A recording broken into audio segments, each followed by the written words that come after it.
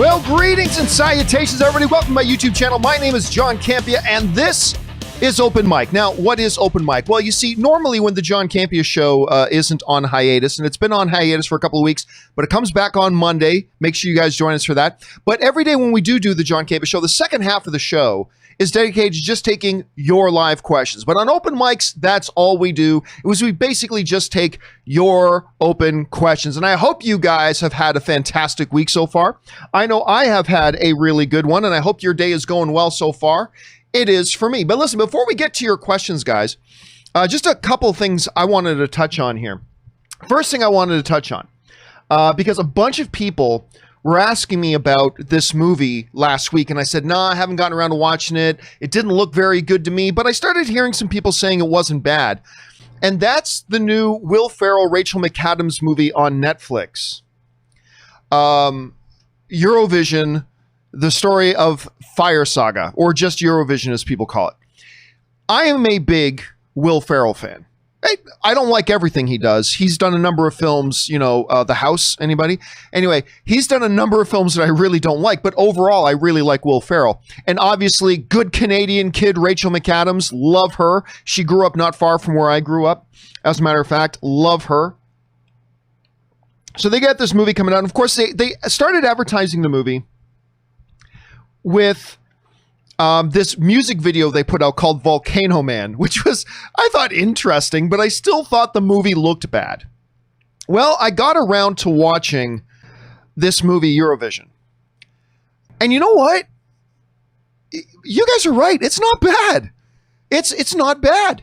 I'm not going to sit here and tell you it is a great movie and that you need to stop what you're doing, and as soon as this show is over, you need to run to your television, turn on Netflix, and you must watch Eurovision. I'm not saying that, but it's actually not a bad little movie. It's got some decent laughs in it. I mean, it's got some of the Will Ferrell absurdity, and that's a little hit and miss sometimes, but it's also got some really good, solid laughs. But beyond that, it's actually got heart. The movie's actually got some heart to it.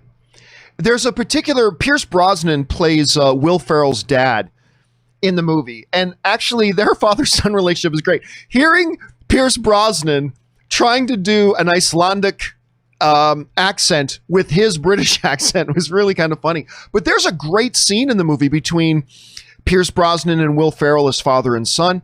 But I'm going to tell you what, though. It's always good when your movie can end on a high note. If you have a really good movie and you end on a high note, that just takes it to the next level. If you got a mediocre movie and end on a high note, that's a strong way to go. This movie ends with a song. Of course, there's a number of musical pieces in the movie, but this movie ends with a song called Husavik, if that's the proper pronunciation of it. It's the name of the town that Rachel McAdams and Will Ferrell's characters are from. And the movie basically ends with them performing this song. I'm not going to play tough guy. I'm not going to play it cool. I tear up when I hear the song. Seriously, it is an absolutely magnificent song. It's absolutely magnificent. I mean, it's crazy to say for a movie like Eurovision, the word Oscar contender, but this song has got to be an Oscar contender. Look, I don't know if it was a pre-existing song and it doesn't qualify, but all that argument aside, the song is gorgeous. And I highly recommend, if you have not listened to this song, it doesn't ruin the movie or anything. It's a Will Ferrell comedy. What's there to ruin? But go onto YouTube and look up this song and listen to it. It's gorgeous. It's absolutely beautiful. And it basically makes me think of, the reason I tear up when I listen to it is because it makes me think of home. Because, I'm a total homeboy. I'm a Hamilton kid. I am a Hamilton, Ontario, Canada kid. I miss home every single frickin' day.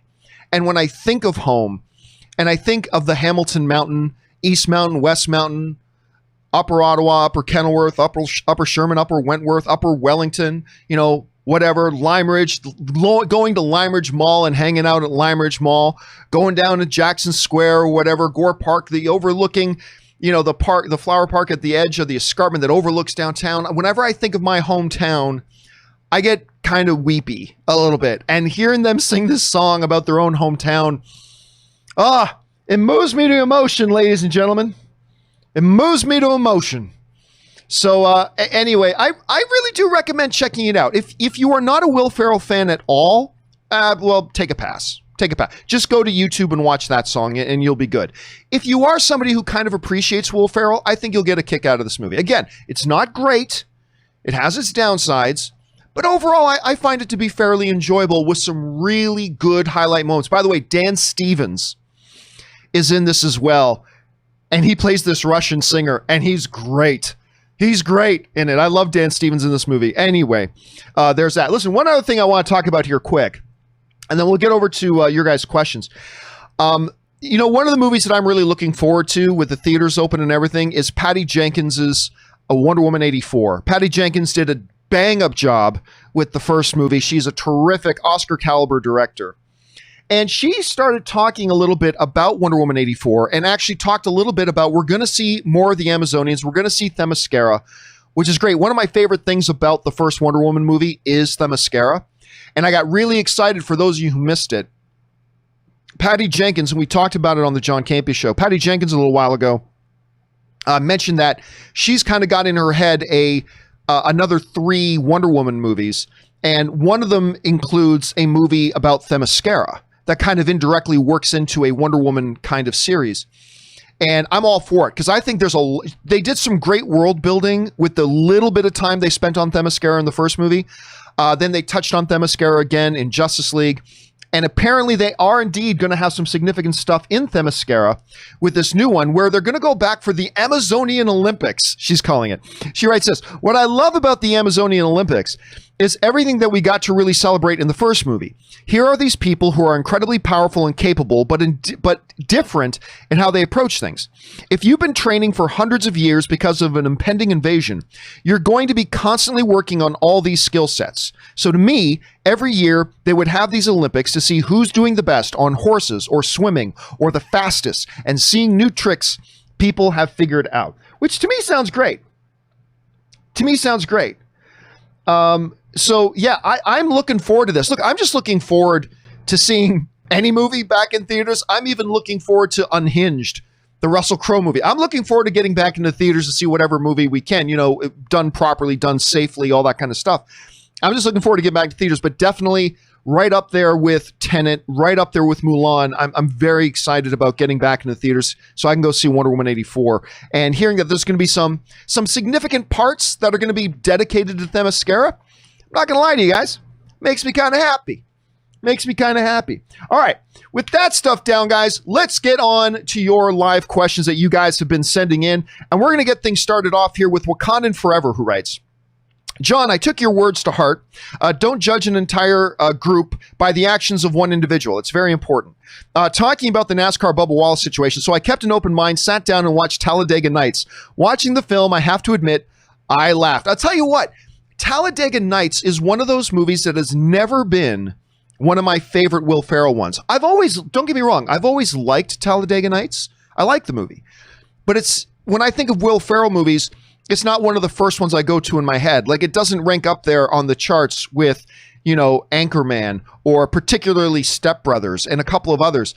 But I've always liked it. Then for whatever reason, the other night I'm over at my buddy's and Talladega Nights is on. And we said, let's just have it on while we're, we ordered some food and let's just have it on while we're eating.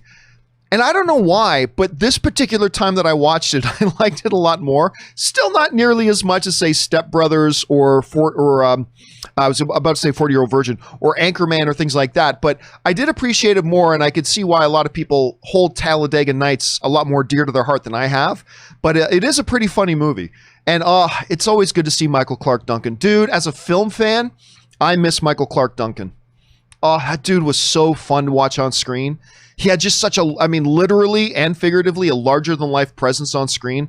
I love that guy. All right, anyway, thanks for that, Wakanda Forever. Next up, Shekel Money writes, "Do you think the audience could accept a black actor as Batman? For example, I always imagined Idris Elba as a great Batman, and I even more want to see Michael B. Jordan as Nightwing, but I think the audience would rage and cry SJW. Thanks."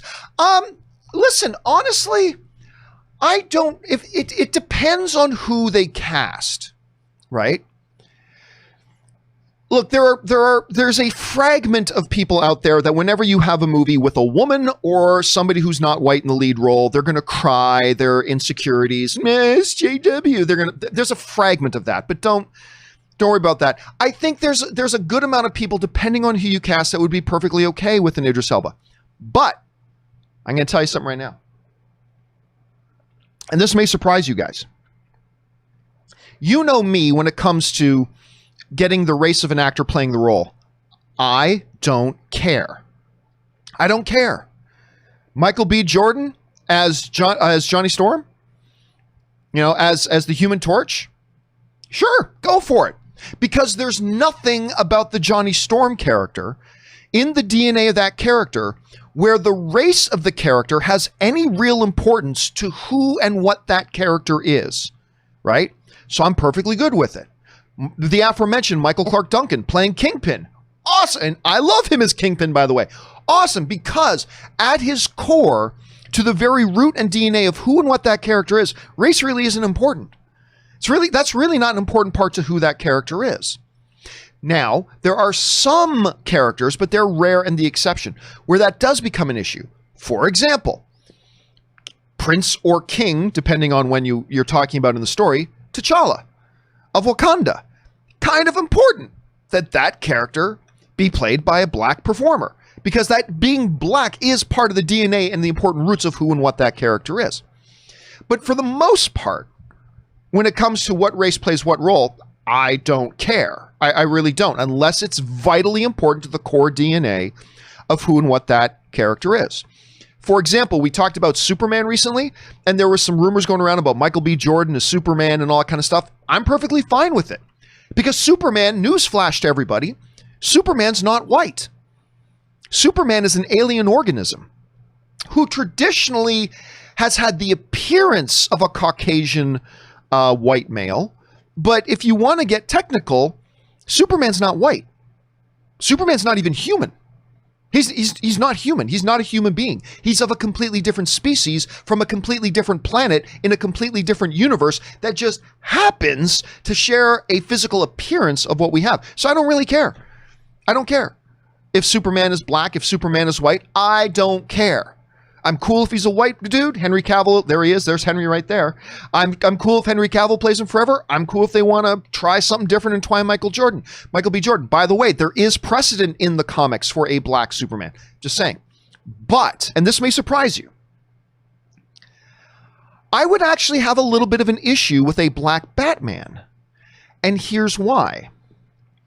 The reason I would I'd be okay with it, but the reason why, from a story point of view, that would be one character that I would prefer they kept white, is because I do believe that Bruce Wayne being a white character does speak to the core DNA of who and what that character is. And here's why. Because Bruce Wayne comes from a family of privilege.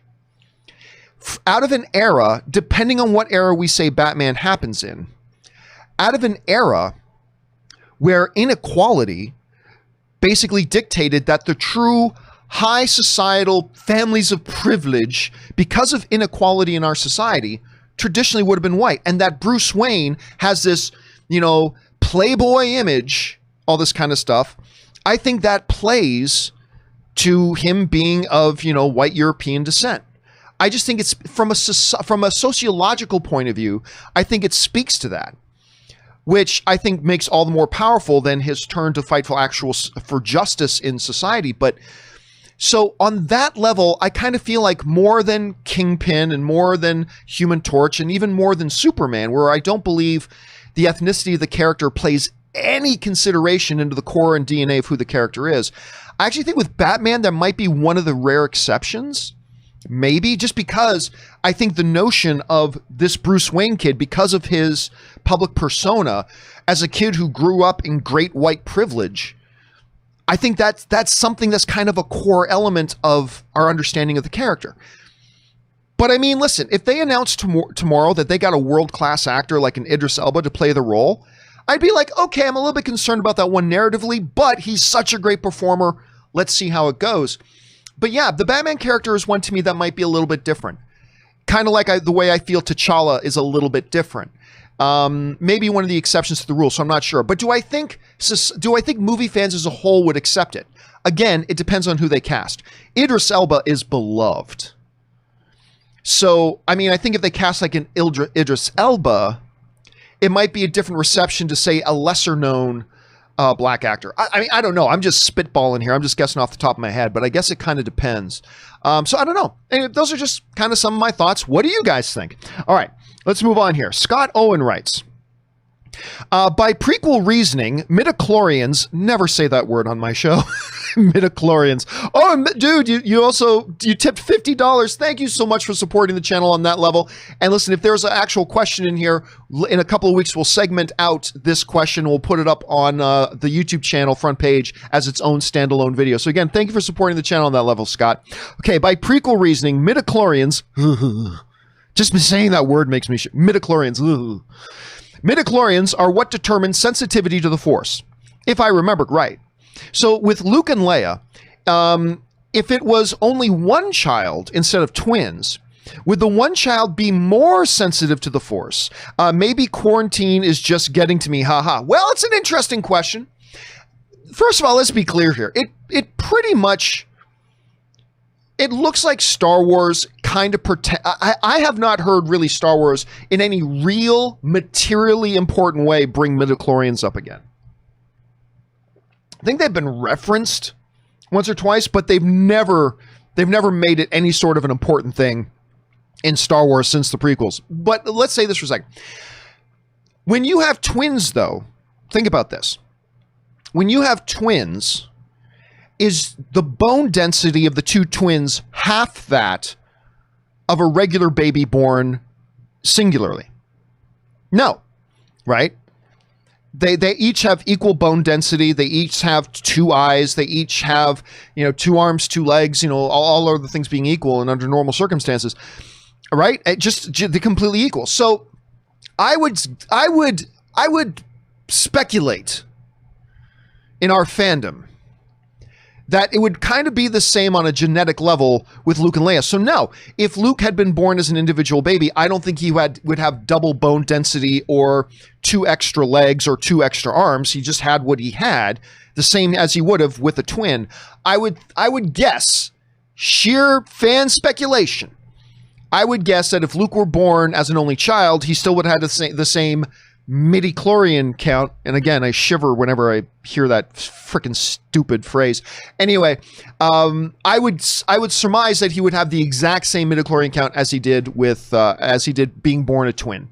So that is my totally unfounded, total geek boy speculative guess. I might be wrong, but that's my guess of that. Interesting question, Scott. And maybe the quarantine is just getting to us all just a little bit. But thanks for asking, man. And again, thank you for supporting the channel on that level, dude. We appreciate it. All right. An anonymous viewer writes, one of two. I don't understand why can't the government allow movie theaters to reopen despite all the healthy precautions they are undertaking, like requiring masks and leaving 2 or 3 seats empty between each patron, plus blocking off every other row.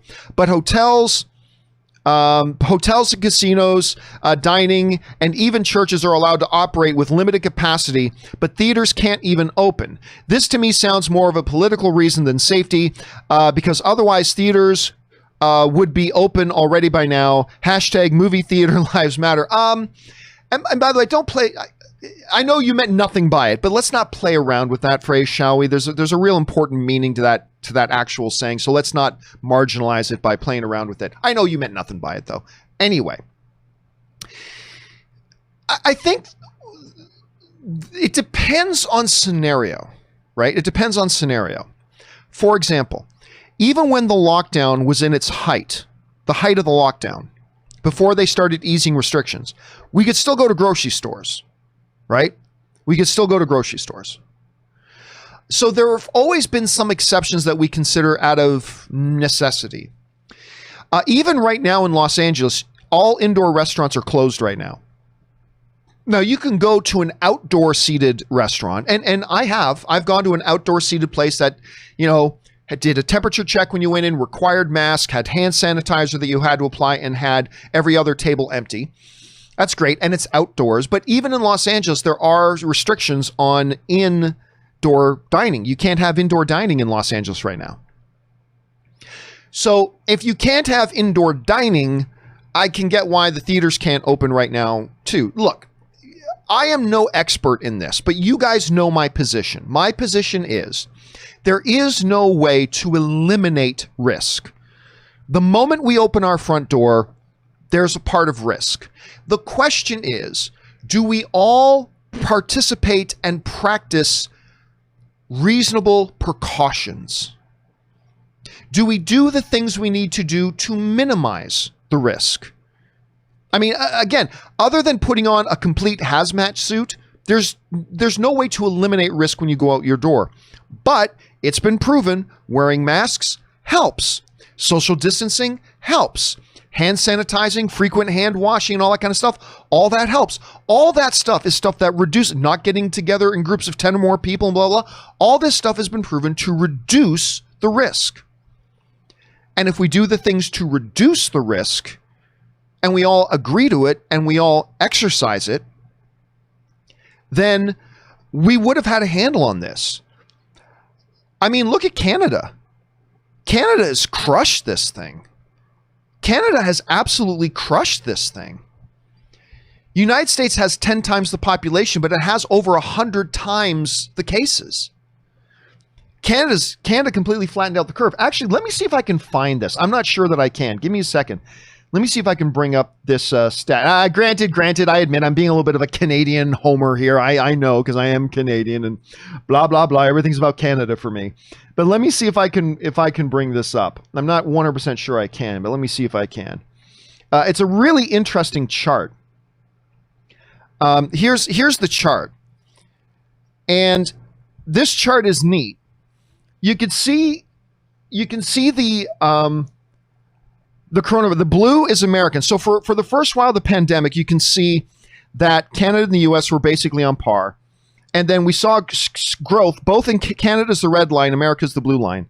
You see growth in both of them, but then you see it get to ridiculous heights. But whereas when we started the lockdown in the US, we saw the curve flatten out, and then all the relaxation of the restrictions and everything skyrocketed. But in Canada, drove it right down, which shows that if people will agree to do the things we need to do to minimize risk, we should be able to function relatively normally, right? And I agree. I think with the right safety precautions, that places like movie theaters, again, limit the amount of people can be in the theater, close off every other row, have social distancing in the seating, require hand sanitizing, require masks, all that kind of stuff. You reduce the risk. Not eliminating it, reducing it. Now, again, keep in mind with every stupid thing that I'm saying here is that I am no expert on this, okay? I'm just saying as a reflection of all the things that I've read and what I consider to be common sense. But, I mean, an expert may have different opinions in that, and that's fine. I'm just giving you my 2 cents worth as somebody who is just an average film fan. So don't take what I'm saying as gospel on this by any stretch of the imagination. But anyway, that's kind of my thought. But listen, I will never fault a government for taking steps to what it believes is for the protection of its people. I may agree or disagree, but I can never get too mad if the motivation behind what a government is doing is at its core the protection of its people. Again, maybe I disagree with the steps they're taking, but I won't get mad at them if I believe that their intention is the protection of their people. So I don't know. It's a tricky situation, man. It's a tricky situation. Like I'm willing to gear up in a hazmat suit to go back to the theaters, but that's just me. Let's see how it all kind of turns out, my friend. All right. Let's see here. Almost skipped over. Timbula the Spider Monkey writes, "Hey, John, I know you're not a fan of the DC or Marvel animated movies. I'm not a fan of the DC or Marvel straight-to-home video animated movies. Let's be clear about that. I'm not a big fan of the DC or Marvel straight-to-home video animated movies. Anyway, I agree, most of them are terrible. But have you watched the two based on the Adam West Batman series, Return of the Caped Crusader and Batman vs. Two-Face? Good, goofy fun. I have not, but I remember when they announced those things, and we were all pretty excited about it, because I don't think it was just Adam West. I think they got Burt Ward back for that too, and they did the voices up. But I don't think, I could be wrong about this. Maybe I did, and I just don't remember. I don't think I actually got around to watching them. I remember me and John Schnepp talked about it incessantly when they first announced it, but I don't think I got around to watching it. But I bet, I've totally forgot about those. I totally forgot that those existed. I think I need to look those up, because that's kind of a different breed of thing, Timbula. So I think I might have to look those up. Thanks for reminding me of that, dude. I appreciate that. All right, next up. Another anonymous viewer writes in, I don't care if I have to take a swab or a suppository COVID test. I'll wear a hazmat suit if I have to. Just open the damn theaters already. It's getting ridiculous. The virus is here to stay, but you can't just close society forever. You can open it by being smart. I mean, yes, but look, let me bring this thing up here again. There is no denying. Look at that initial spike, that first blue spike, right? Where it started to even off and even drop a bit was when they put into place very serious restrictions. Now, look, I've already said, I fundamentally agree that I believe we can be close to normal if we take very strict, very intentional, and very directed precautions, which a lot of people in the country that I'm living in right now just don't seem to care about. But, I mean, if we do, I believe we can do a lot of stuff. But again, to somebody else's, if I want to play devil's advocate for a second here, where that initial spike stopped is when we started putting everything on lockdown, right? So if somebody were to come to me and make an argument that, hey, locking down is what gets us to where we need to be, because again, look at the Canadian line. Look at that Canadian line.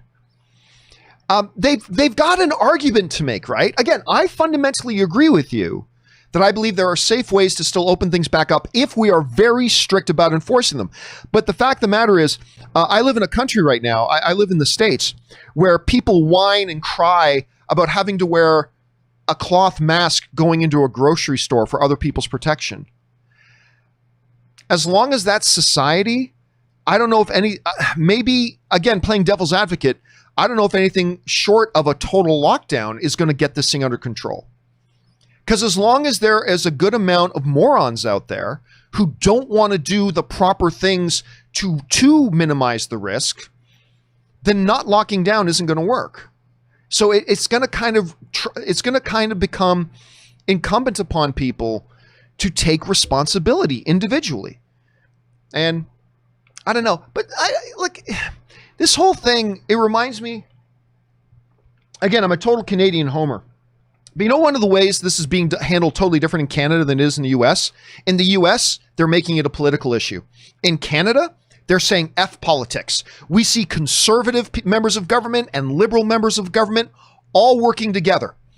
We see them all working together because they have one goal and one purpose: the health and safety of Canadian citizens. Doesn't matter if they're a conservative government member or a liberal government member. We just saw the conservative provincial premier praising the efforts of the liberal prime minister and vice versa. And they're working together because their concern isn't politics. Their concern is getting things under control for the safety and well-being of the Canadian people. And I just, I want to grab somebody that says, you can't make me wear a mask. It's like, how do you feel about wearing a seatbelt in your car? Is that the government trampling on your liberty because they make you wear a seatbelt in the car? Is the government trampling on your liberty because you have to wear if you ride a motorcycle, you got to wear a helmet for your protection? Is that them trampling on your liberty? Why is suddenly, right now, in the midst of a pandemic, the idea, put on a mask for a bit when you go out, when you go out in public, just throw on a mask for a minute when you go out in public. That is suddenly trampling on their liberty. I don't know. And again, I don't understand why people in this country, on both sides, have tried to make it a political issue. It's not a political issue. It's a common sense public welfare issue. Canada gets it. Other countries around the world get it. Anyway, Again, me just being a Canadian homer. Anyway, let's move on here.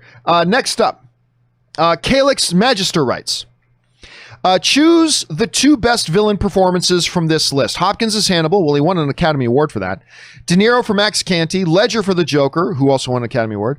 Lewis, Billy the Butcher. Daniel Day-Lewis, who also won an Academy Award. Daniel Day-Lewis did win the Academy Award for that, did he not?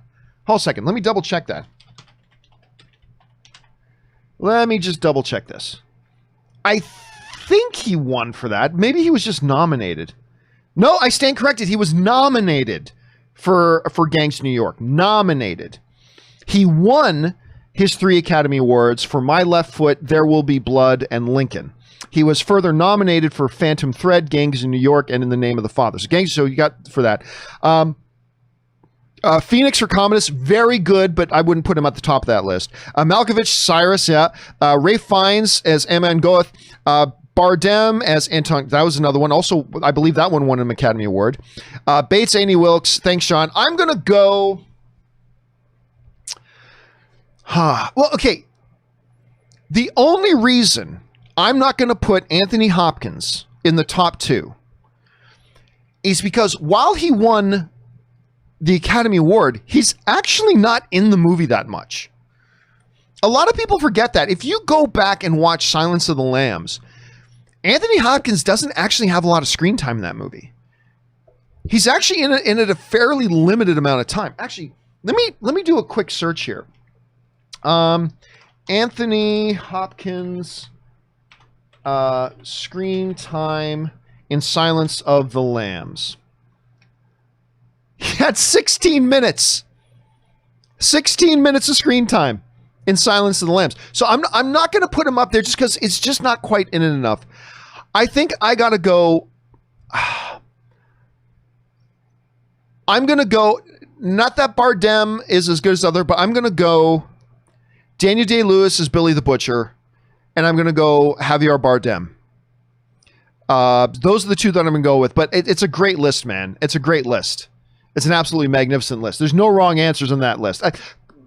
Joaquin Phoenix's Commodus is very, very good. And he did get nominated for an Academy Award for his portrayal as Commodus in Gladiator. But I don't know that I would put on the same level as some of those other ones, but he was absolutely great in that. All right, A Silly Goose writes, movies I give a 10 out of 10 to. Interstellar. I actually, you know what? I like Interstellar. I don't like it as much as a lot of people do. I actually think it's a little problematic. It is my second least favorite Christopher Nolan movie, which isn't saying a lot because I like every single Christopher Nolan movie, but it's actually my second least favorite of his movies. Anyway, Super Dark times Pan's Labyrinth is great. Shrek 2 is actually my favorite of the Shrek films. Coraline, I'm not as big on Coraline as a lot of people, although I do like Coraline. These are movies that deeply impact me, and I don't go a day without thinking about it. I know giving Shrek 2 a 10 out of 10 may sound silly, but I truly do love it. Listen, I don't personally give any of those films 10 out of 10, but I like them all. And Shrek 2 is easily my favorite of the Shrek films. It's delightful. I love Shrek 2. And one of those few movies that actually holds one of the titles of sequel that was significantly better than the original. And I like the original Shrek. I do. I like the original Shrek very much. But Shrek 2 is a really special movie. It's just fun and funny, and it's heartfelt, and I love it. And it's not that I don't like the other Shrek films that came after it either, but the Shrek franchise never lived up. I don't care if it's the Shrek proper movies or the Puss in Boots stuff. None of the other movies ever lived up to Shrek 2. But anyway, that's just my kind of feeling of that. Thanks for that, Silly Goose. Appreciate that. Ryan Lohner writes, one of the greatest and most influential members of his chosen field, who started as a teenager and from then on was insanely prolific until his death at 91. That actually describes 2 people, Picasso and Morricone. Yeah, I mean, we were just talking about, Morricone the other day, and about how he didn't actually win his first Oscar until 2016 with The Hateful Eight, a movie that I don't even think is all that good. It's a decent movie. I enjoy it because it's a Quentin Tarantino film, but it's not a great movie by Quentin Tarantino standards. But the score And that movie's so good. And some people think that that was the last movie he worked on. He didn't. He kept working. I think he worked on 2 projects in 2020. I mean, this dude kept working right up till he didn't anymore, right? I mean, that's passion, man. That is passion and love of the art and all that kind of stuff. And definitely someone we treasure, an absolute treasure that we lost. Anyway, thanks for that, Ryan. All right, Willow writes, I showed my mom There Will Be Blood, speaking of Daniel Day-Lewis, and she was confused about the main character's motivation for killing.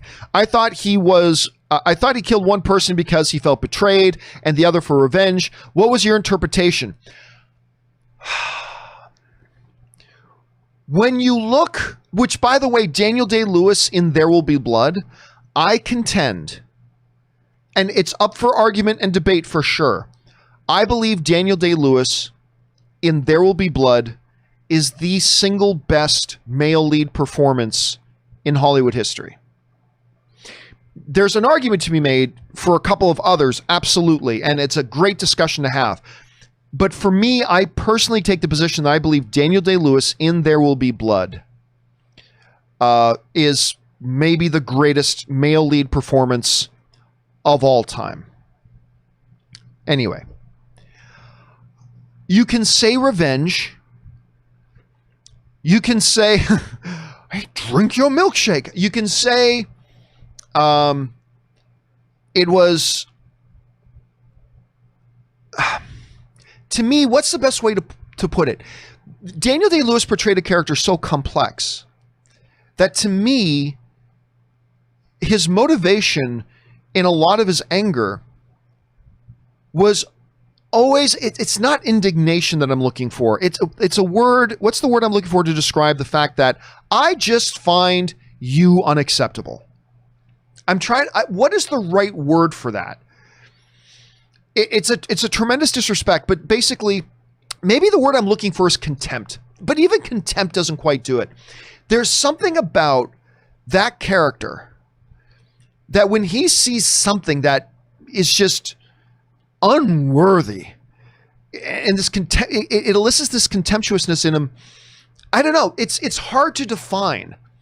It's hard to define, but I think it goes beyond the simpler definitions of betrayal or revenge. And by the way, I mean, one can go with the other when you're talking about betrayal leads to revenge. One can be a cause and effect.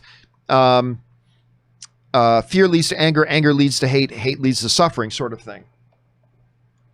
But to me, it's even more nuanced than that about that performance. And I'm struggling to come up with the right word. Maybe a bunch of you guys in the live chat can come up with the word I'm looking for. But listen, guys, seriously, if you have not watched There Will Be Blood.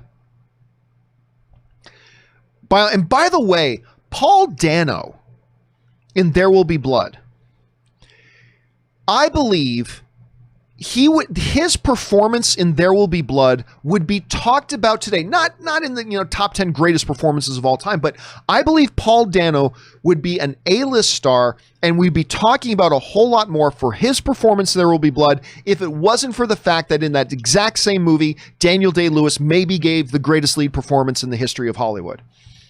The one unfortunate repercussion of Daniel Day-Lewis being so good in that movie, I believe, is that Paul Dano gets tremendously overlooked. Paul Dano becomes an afterthought in that movie when he truly gave a world-class performance that only improved and helped Daniel Day-Lewis's performance as well. But anyway, if you haven't seen There Will Be Blood, go do and check it out. Excellent recommendation, Willow. All right, Chris V writes, Joel Schumacher's death has ignited interest in a director's cut of Batman Forever.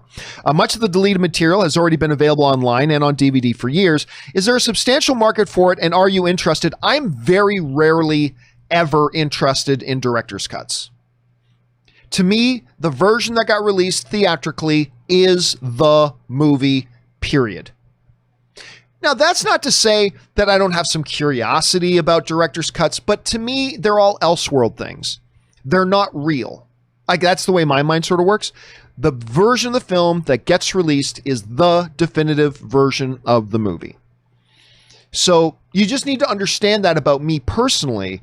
When you ask a question, am I interested? Because I'm going to say, no, I'm not interested, but it's not because I'm not interested in Joel Schumacher. It's not because I'm not interested in Batman. It comes from a place that I don't have a lot of interest in director's cuts. In general, even in my favorite movies, like even fabulous extended cuts like the Lord of the Rings extended cuts, they're fantastic, they're wonderful. But to me, Lord of the Rings is still that original theatrically released version.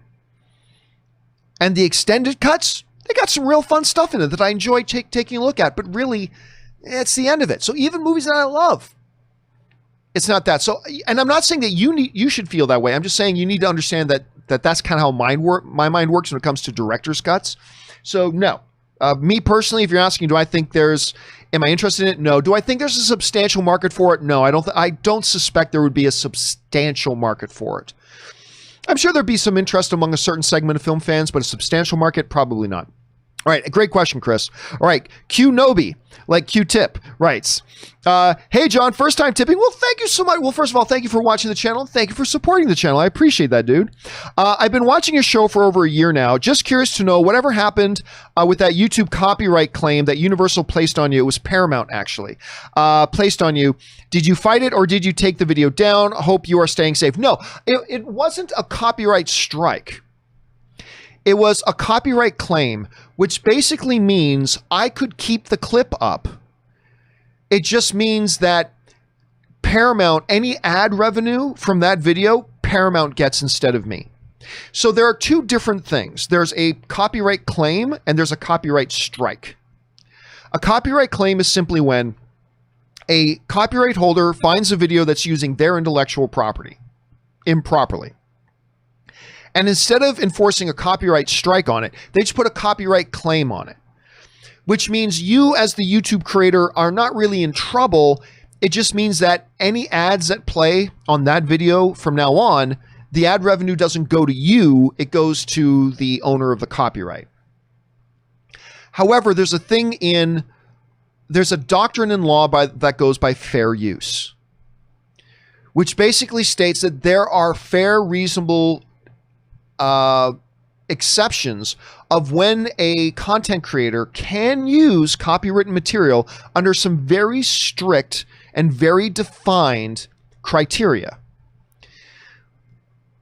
In the case of me and Paramount, I used one image from the publicly released trailer for Sonic the Hedgehog to have up for context as we were discussing, giving commentary and criticism about the Sonic trailer.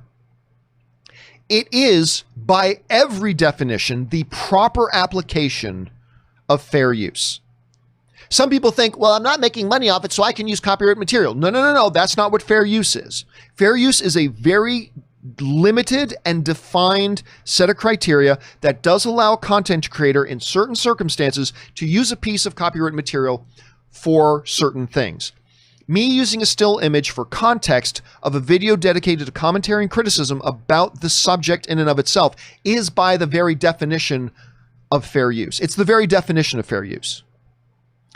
So it's an improper application by Paramount, but here's the problem. So I can leave my video up. I'm just not making any money off of it. And I mean, that video was months old, so I wasn't going to make a lot of money off it today anyway, but it's just the principle.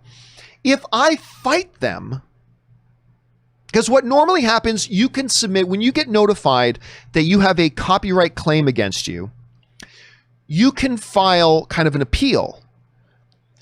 And you get to you fill out this form and you basically explain why you're appealing this copyright claim.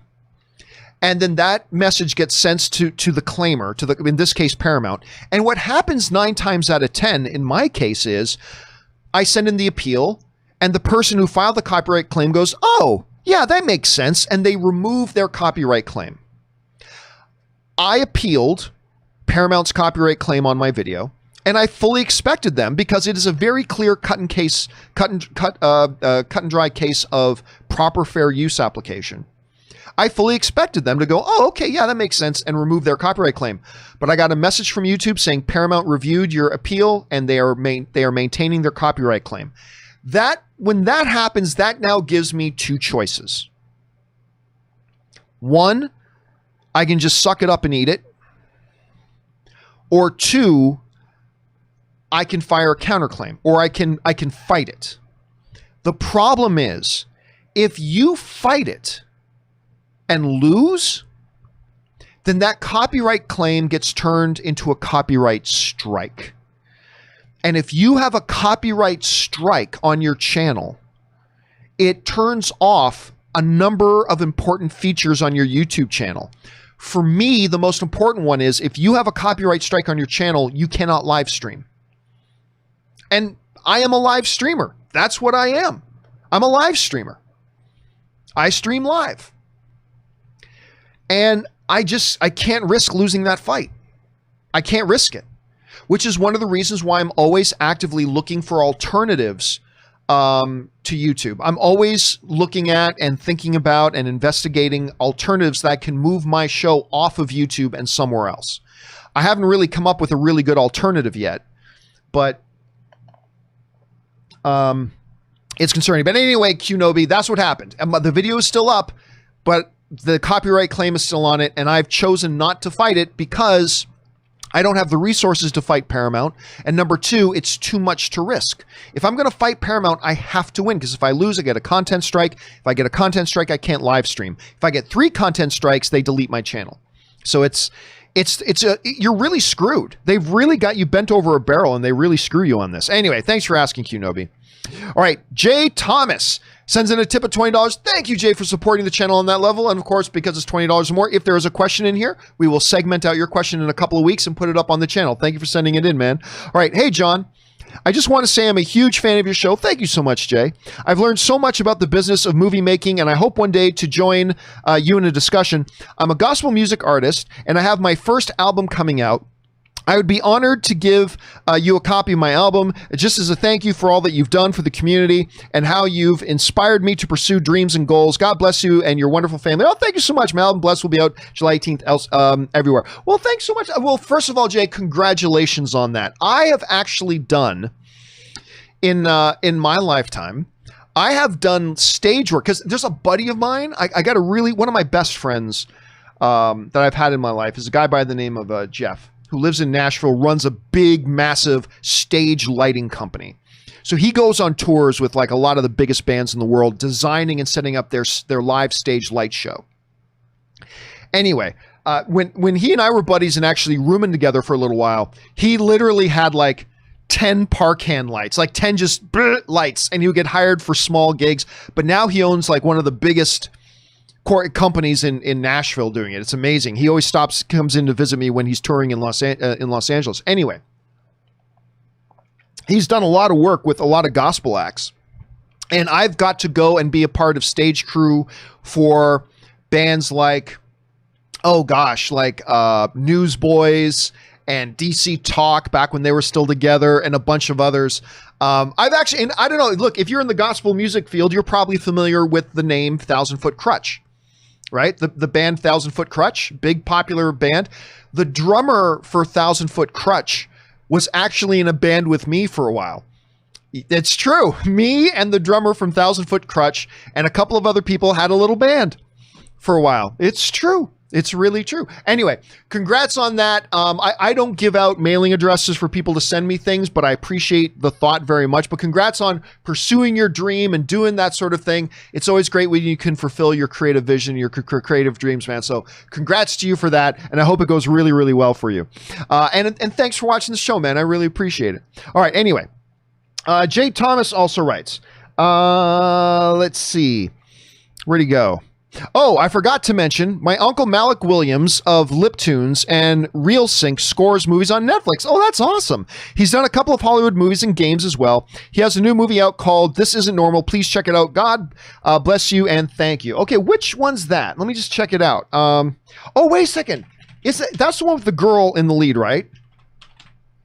Let me just bring it up here. This Isn't Normal. Okay, it's not the one I was thinking of. It's not the one I was thinking of. I guess I was thinking of something else. Anyway, I'll check that out if I ever comes across it, Jay. Thanks for letting us know. All right, next up, Jonathan May writes, What are your top 5? Just so you know, Jonathan, I don't do top 5, top 10s. I don't do that, just so you know. What are your top 5 worst superhero movies ever made? Mine are Batman and Robin, Supergirl, Elektra, Ghost Rider, Spirit of Vengeance, Nick Fury, Agents of S.H.I.E.L.D. with David Hasselhoff. Well, I mean, those are all bad movies. 2 buddies of mine actually directed Ghost Rider, Spirit of Vengeance. Not a great movie. Anyway, actually, if I'm not mistaken, I remember these 2 buddies of mine were actually, I believe they were in my house. I think we were having a barbecue or something when I think they knew they were going to be getting it, but I think they were in my house when they got the call that locked it up, that they had already locked up that they were going to do the next Ghost Rider movie, but it was still unclear whether or not it would be with Nicolas Cage. And these guys are huge Nick Cage fans. And I think they were in my house when they got the call that was the one, okay, it's locked. It's locked. Nick Cage will do it for you. They were very, very excited. But yeah, didn't turn out to be, I mean, they're friends of mine, but it didn't turn out to be a very good movie. They've done much, much better movies. I'm not going to give a top 5, but I will tell you, you guys know what I'm going to say here. The worst. I have what I call the unholy trinity of the 3 absolute worst Hollywood wide released movies of all time. Hollywood wide released movies of all time. They are, in no particular order, Battlefield Earth, Highlander 2: The Quickening, and Catwoman. Catwoman so easily, by far, on top of everything else. I won't do top 5, but by far the top of that worst it's in the top 3 of the worst all around. So I gotta say Catwoman, my friend. I absolutely have to say Catwoman. Thanks for asking, man. All right, next up, an anonymous viewer writes, I am beyond excited about the new Mortal Kombat movie. What's the scoop on it currently? Not much. What do you think of the cast? When can we expect the first trailer? Has its release date changed from January of 2021? I actually don't know. I'm not keeping up on it too much. I will say this. I am curious about the movie. I'm curious about the movie. And the reason I'm not a little bit more enthusiastic right now, and my enthusiasm could go way up once we start seeing trailers and stuff, but the reason my enthusiasm is a little bit tempered right now, I'm not saying it's negative, I'm just saying it's tempered, is the fact that it is a first-time director and a first-time screenwriter. And that just makes me a little nervous. Like, whenever you have a first-time director, you never know what you're going to get. But every director needs their first film. And hey, this Mortal Kombat isn't a $150 million tentpole blockbuster. Great. This is a good movie for a first director. Excellent. But still, it's a first-time director, so you're always a little bit nervous about that. Compounding that is that this is the first time a screenwriter's had one of their movies made, has had one of their scripts made. So it's a first-time screenwriter, first-time director. That, again, I'm not saying that means the movie's not going to be great. Not at all. Don't misquote me. I'm simply saying it tempers my excitement for now. Just tempers it. That's it. Just tempers it. So I am curious about the movie. I look forward to it. I'm really looking forward to seeing those first trailers, though, whenever they come out. You know, maybe it'll be October, November, something like that. We certainly don't need a Mortal Kombat trailer this month or next month, or maybe even in September. Don't even need them in September. But I am curious about the film. Again, I'm just a little bit apprehensive because it is both a first-time director and a first-time writer. And so, yeah, we'll see. We'll see.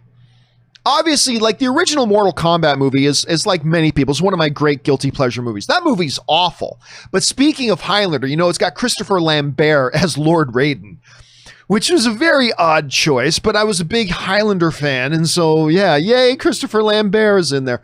But we'll see how this new one goes. Thanks for writing in, dude. All right, next up, Spanky writes, let's talk about something controversial. Why is it okay for traditionally white characters to be cast with a black actor, Electro, Heimdall, Perry White, etc., but if white characters are cast in roles like Ancient One, etc., it's whitewashing? Well, I think common sense would dictate this. And by the way, I didn't mind the changing of the character all that much in for Doctor Strange. You know, you got one of the world's great actresses playing the role, and I thought she was great. They made her Celtic instead of Asian. I personally was okay with it because narratively I thought it worked, and it's fine. But here's the thing, Spanky, and this was what a lot of people will rightfully bring up, is because in the history of Hollywood, there has never been a shortage of roles for white actors. There's just never been a shortage of roles for white actors. And historically in Hollywood, it has always been much tougher for black roles, particularly for Asian roles. It's always been a big thing. When's the last time you saw an Asian-led movie that wasn't like an martial arts movie? I mean, I remember having this conversation when, what's that one that just came out with Keanu Reeves in the supporting role? Always Be My Maybe. I freaking love that. But one of the things that I realized was I can't remember the last time I saw an Asian-led movie other than Crazy Rich Asians, which was great. I can't remember the last time I saw an Asian-led movie that wasn't like a martial arts or action film of some sorts. Anyway, there is no debate that there's never been a shortage of white roles, but there has always been a particular shortage of roles in movies at all, in Hollywood movies at all, for Asian characters, for black characters, at least a lot less. And so it becomes a point of sensitivity for some people. And I think if you have any sort of empathy at all, you have to understand where they're coming from. There has been historically shortage of high profile, legit roles for Asian characters and others.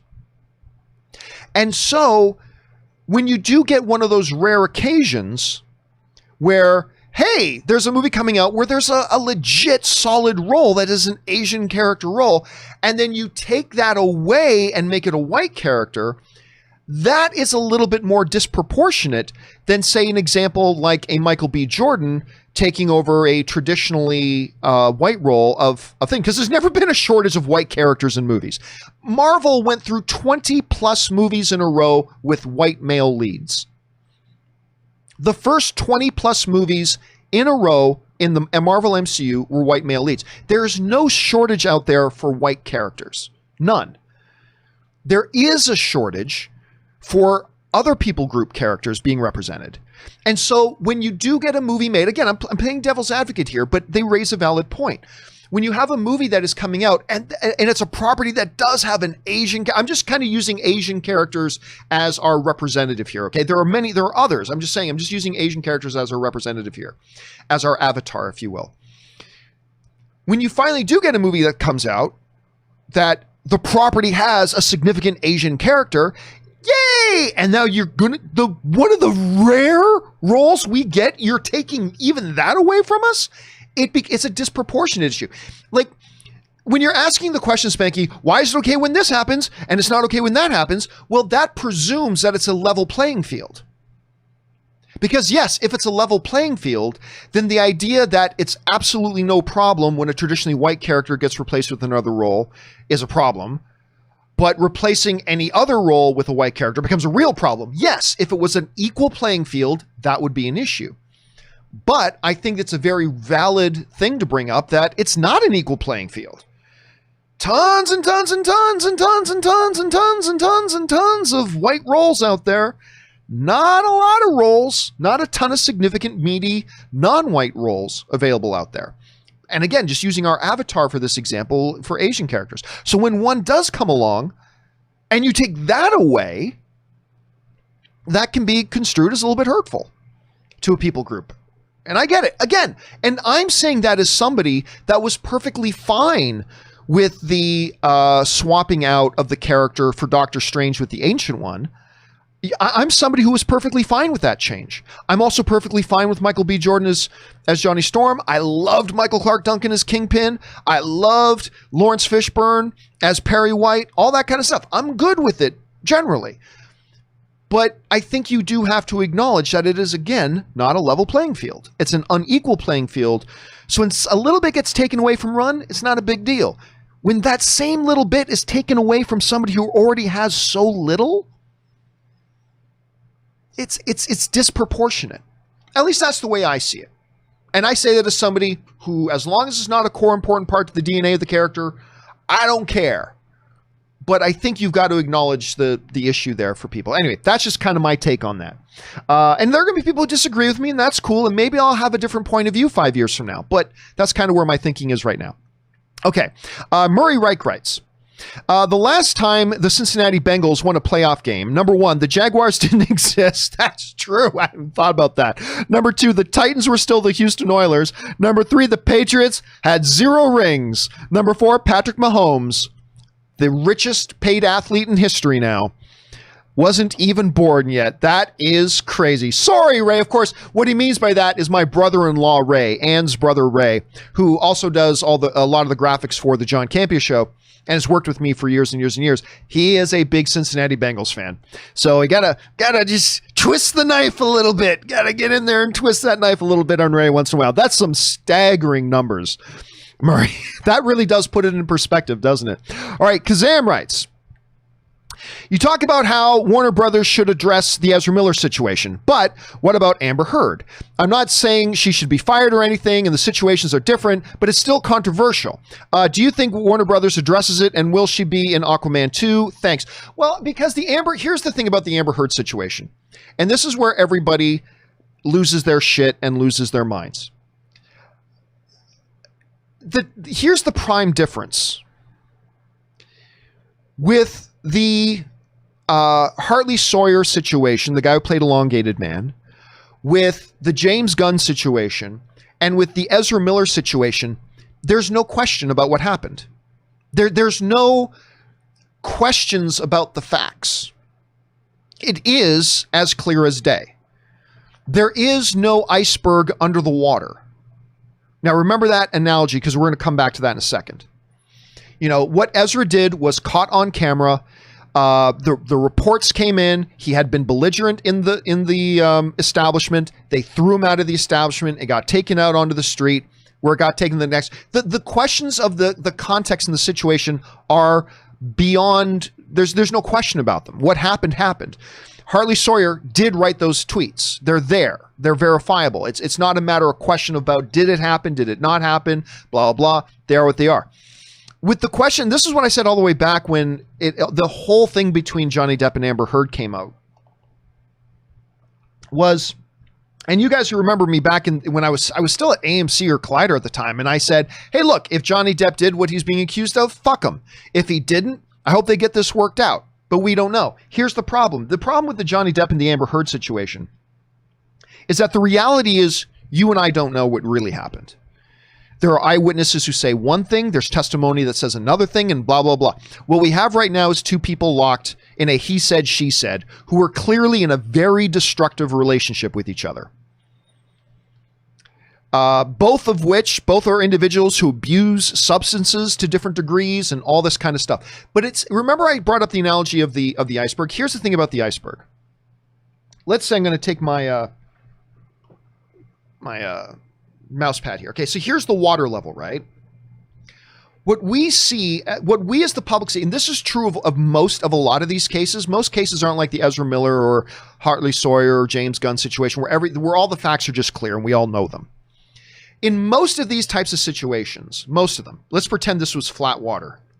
Okay, there's the water level. And we see this. We see this little bit here, right? And we, as the public, we make our judgments depending on what our political biases are and what our agendas are and all that kind of stuff. And we all have them. We make our assessments and judgments and everything on this thing we see above the water. The difference is that below the water is like this huge, it's the biggest, 90% of the iceberg is under the water. That's the stuff you and I don't know. That's not the case with the Ezra Miller situation. That's not the case with the James Gunn situation. That's not the case with the Hartley Sawyer situation. But with most of these types of situations, we as the public only know that little bit of the iceberg that's actually above the water, and we don't see the mountain of the iceberg that's actually below the surface, that only people inside the courtrooms, inside the disposition sessions, inside the interviews, the people taking down the affidavits and all that kind of stuff, most of that stuff, and we like to pretend we know everything, but most of that stuff is all the stuff that we don't know.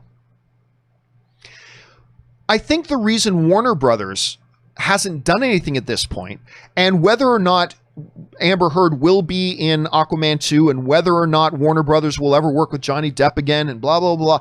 I think all that has to do with the stuff that you and I don't know at this point. There's a few things we know, but there's a hell of a lot we don't.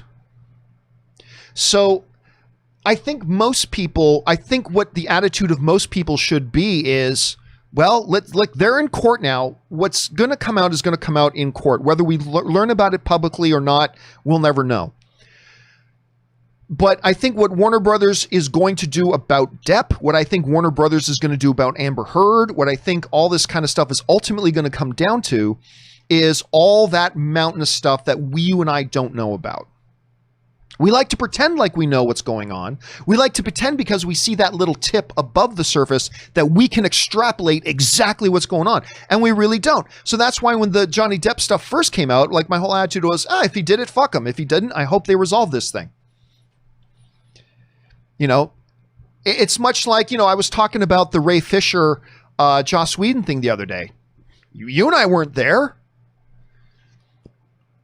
If Ray Fisher is just being a momentous crybaby because somebody yelled at me and I didn't get my way, so I'm going to get on Twitter and cry about it. Fuck him.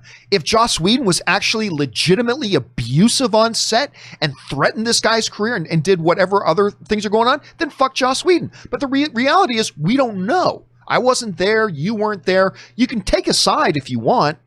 You can pick a side, but you're picking a side in ignorance. You're picking a side in ignorance. So, yeah, hey, if this guy did this, fuck him. But if that guy did that, fuck him. Otherwise, I hope it gets resolved with all the information that I don't know. So ultimately, what do I think will happen with Warner Brothers, with Johnny Depp, and with Amber Heard? It's really going to come down to what comes out of these trials and the information that you and I will never find out about. So I just leave it up to them to figure it out. So I don't know. But this Ezra Miller situation, the fact that Warner Brothers won't even address it when there are no questions to the facts, it's all right there. It happened. And neither Ezra Miller nor Warner Brothers has even spoken to it. And again, I'm an Ezra Miller fan. I'm not saying they should fire him. I'm not saying they shouldn't fire him. I'm not saying they should fire him. But I think Warner Brothers, if you're going to fire a guy for tweets he wrote 7 years ago, if you're going to fire a guy for that, you've got to at least address the Ezra Miller situation. And once Warner Brothers finds out everything they need to find out about both Amber Heard and Johnny Depp, maybe at some point they'll have to address it too. Maybe Johnny Depp stars in 3 more Warner Brothers films. Maybe Amber Heard goes on to not only be in Aquaman 2, but they make a Mara, five-part Mara movies. Or maybe they never work with Johnny Depp again, or maybe they get rid of Amber Heard. Who knows? But everybody wants to rush to take a side based on the little tip of information, the information iceberg that's actually above the water, and never acknowledging that we don't know about the mountain that's below it. So I generally don't speak about the Johnny Depp or the Amber Heard stuff. I don't talk about it because we're all speaking out of ignorance. There's testimony about certain people acting a certain way. There's substance abuse, which is beyond refute. There's recordings of conversations. They clearly had a very, very toxic, destructive relationship. So where does the truth lie? I don't know. So yeah, we're just gonna have to wait and see. All right, next up, an anonymous viewer writes, I'm on kidney dialysis and my kidney doctor 6 years ago told me about Zevia, which is actually what I'm Drinking right now. They recommend we drink that instead of regular cola because it's healthier. You were not the first to introduce it to the world. Oh, I never thought I was the first. I mean, I got introduced to it. I've never, ever thought I was the first to introduce it to the world. Everybody on dialysis has known about Zevia forever. You know, it's funny. Prior to him passing away, my father-in-law was on dialysis for most of his life, actually, for at least as long as for years before I met Ann. Ann's dad was on dialysis as well. I don't know that he always lived the healthiest way that you should when you're somebody on dialysis. My father-in-law was an OG. My father-in-law was a badass. You should have seen him at our wedding. Like seriously, my father-in-law looked like a straight up gangster at mine and Ann's wedding because I didn't often see him dress up, but at our wedding, he got dressed up kind of nice, but he also showed up wearing some of the best sunglasses I had ever seen in my life. Like he looked like a straight up gangster, which was pretty awesome. Anyway, I have, for those of you who don't know, and Zevia does not sponsor this show, although Zevia, sponsor me, you sons of bitches, because I'm constantly talking about your damn soda. Anyway, I used to drink, for those of you who hadn't heard the story before, I used to drink like 2-liter bottles of Coke per day. Not kidding. 2-liter bottles of Coke per day. And then when I realized how many calories was in Coke, I switched to Diet Coke. Wasn't a big fan of Diet Coke. Tried Diet Pepsi, and I discovered that I really preferred Diet Pepsi over Diet Coke. Even though I prefer Coke over Pepsi, I prefer Diet Pepsi over Diet Coke for whatever reason. But then later, I found out about how bad the artificial sweeteners in diet soda was for you. And then somebody introduced me to Zevia, which is naturally sweetened with no calories, and just kind of proposed to me as a much healthier, if you want to sip on soda, great. And then try that. And I did. And I actually really enjoy it. I don't drink 4 liters of it a day or anything like that. But yeah, so you're right, Anonymous. It's been around a lot longer than just me talking about it. All right, Murray Reich writes, over under 51%, Unhinged gets pushed to September or after 2020. When is it set to release right now? Is it August? Hold a second. Unhinged release date. Well, it was originally July 16th, but it's not. Okay, it's currently set to release. My autofocus has a hard time when I turn my head, and I hide my head behind my mic. Is the autofocus going out when that happens? Anyway, we've seen it come out. You know what it is? My autofocus is based on eye detection, so if I turn my face away. Anyway, it's set to come out. I think if they do nudge it, because as of right now, the theaters are supposed to be open July 31st. I think if they do nudge it, I think they'll nudge it into August. So while there is a chance it goes into September or later, I will take under 51%. I'd say it's more like a 25% chance. So I'm going to take the under on 51%. Here's hoping it's able to make it. Because, I mean, if Unhinged can make that July 31st release date, then I think we're in really good position for Tenet and Mulan. If Unhinged can release, then I think we're in good position for Tenet and Mulan. If Unhinged gets pushed later, then we might be seeing Tenet and Mulan both get pushed as well. So I'm going to say it's a 25% chance. I think if it does get pushed at all, they'll probably push it into August. So we'll see what happens. An anonymous viewer writes, I find it so ironic that casinos across the country mandated that smoking on premises is banned temporarily due to the pandemic. Well, that's an oxymoron right there. Yeah, listen, I'm not saying smoking should be banned or anything like that. I will just never understand smoking. I'll never understand it. And I'm not trash talking people who do. Don't get me wrong. I'm not trash talking people who do, just like I'm not trash talking people who put ketchup on eggs. I'll just never understand it. I'll just never understand the appeal. Yeah, my parents both smokers. My dad quit when I was younger, but both my parents were smokers at one point. I'll never understand smoking. It's like the dumbest thing to me. But whatever, some people find an appeal to it. Just like some people find an appeal to putting ketchup on eggs. God bless you and your culinary choices for yourself. But don't expect me to understand it. I don't get it. But God bless you and your culinary choices. All right. Let's see here. Where do we leave off? That was an anonymous viewer. Anthony writes, I work for Odeon in the UK. That's awesome. UK's largest cinema chain owned by AMC. I thought Cineworld was the largest chain in the UK. Anyway, owned by AMC, and we open our doors tomorrow. However, only opened a handful of sites and only open Friday through Monday for the time being. We are showing classics like The Empire Strikes Back and Dark Knight till new releases. Now, I thought I heard that Lucasfilm was not going to allow UK theaters. Hold a second. Empire Strikes Back UK theaters. I thought I heard. Okay, Disney is axing the 4K release. So I'm reading this on Engadget here. I remember I did hear about this. Disney axes 4K release of The Empire back in UK cinemas. As cinemas in the UK prepare to reopen after lockdown, they promised Star Wars fans a treat. Disney and View plan to release 4K versions of Star Wars The Empire Strikes Back in theaters. That would have been the first time for a UHD version of the original trilogy appeared in theaters, but now Disney and View are walking back on that promise. Instead, View will show the original 2K version. Okay, so see, I thought that report that I read before was basically saying that Disney and Lucasfilm were not going to be showing Empire Strikes Back in UK cinemas. It's only the 4K version they're not going to be showing in theaters. Okay. Well, that's great. That's great.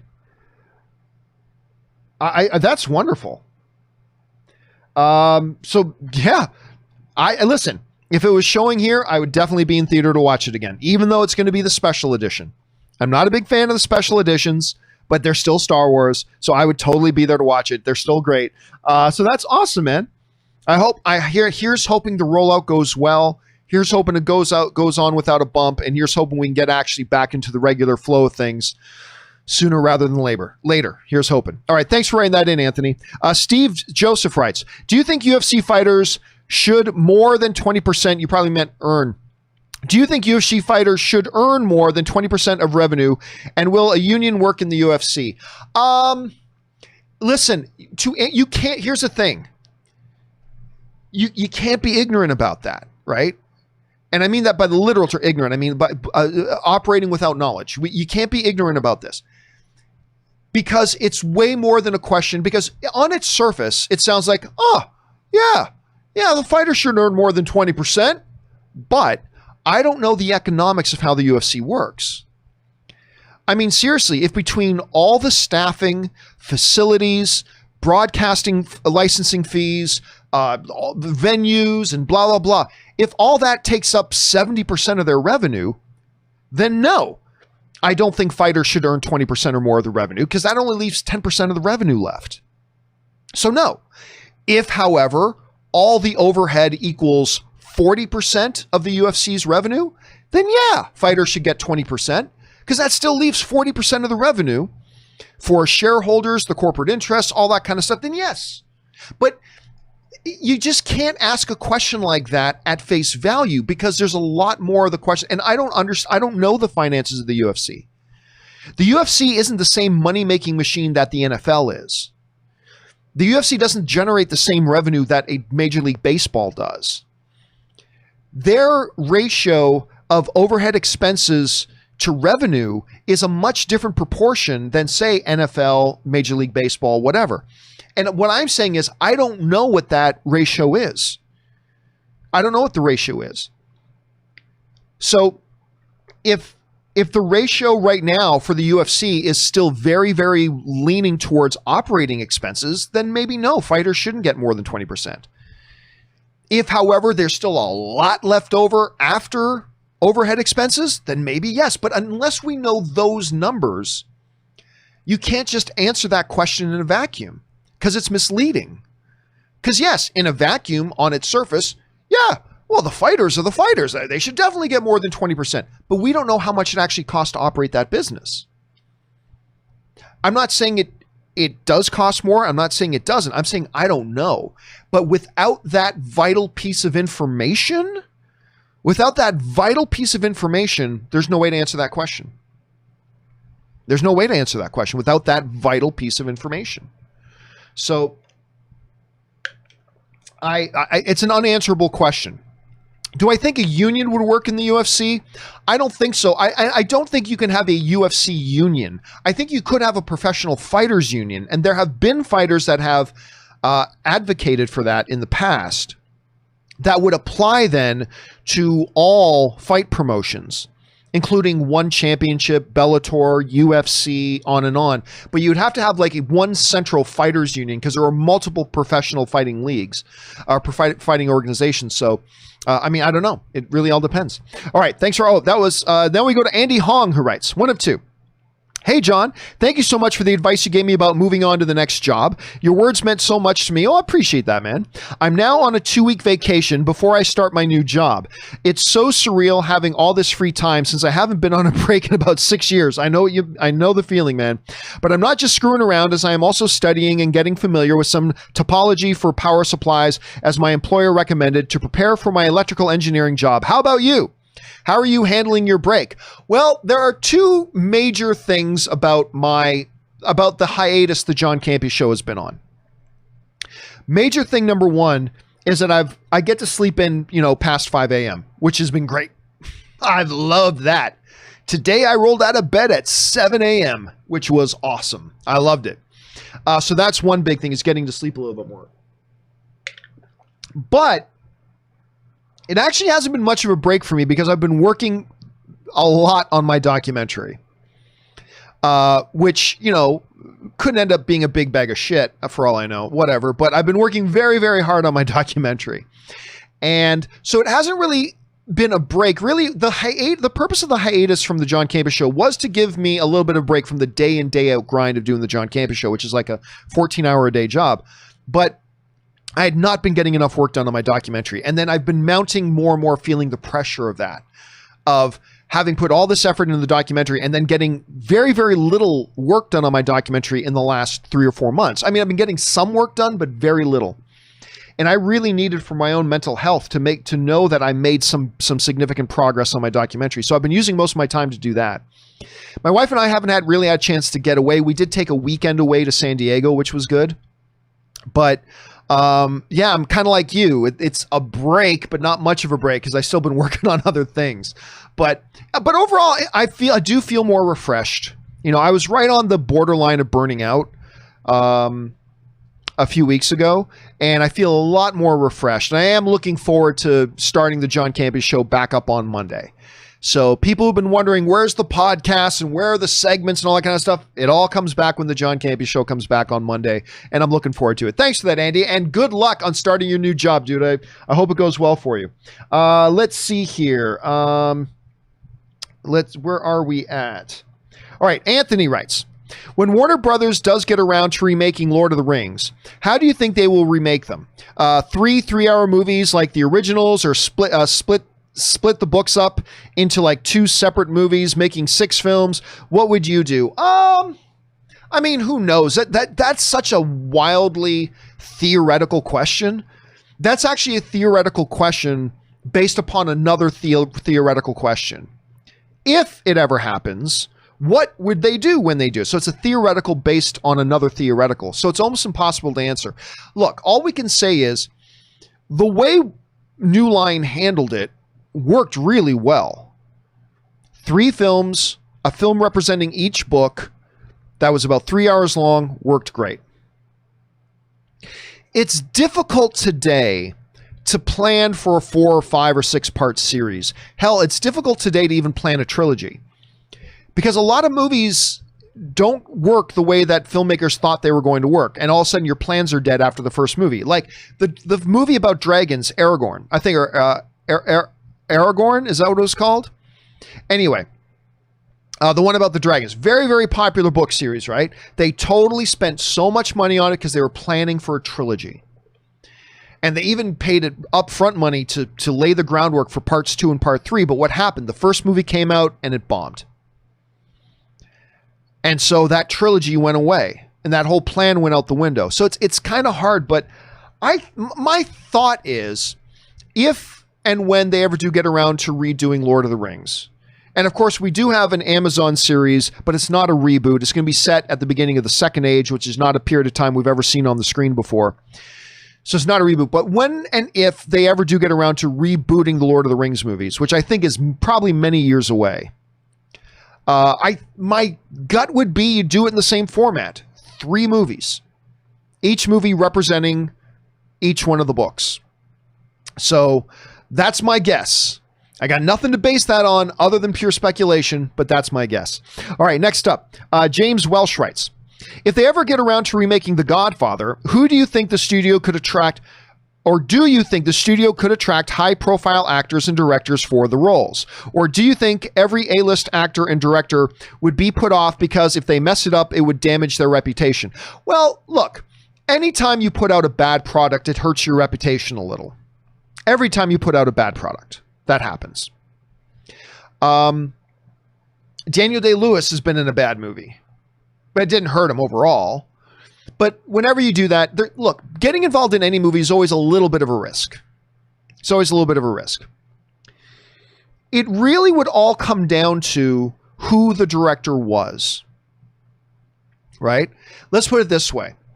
If a studio decided they wanted to remake The Godfather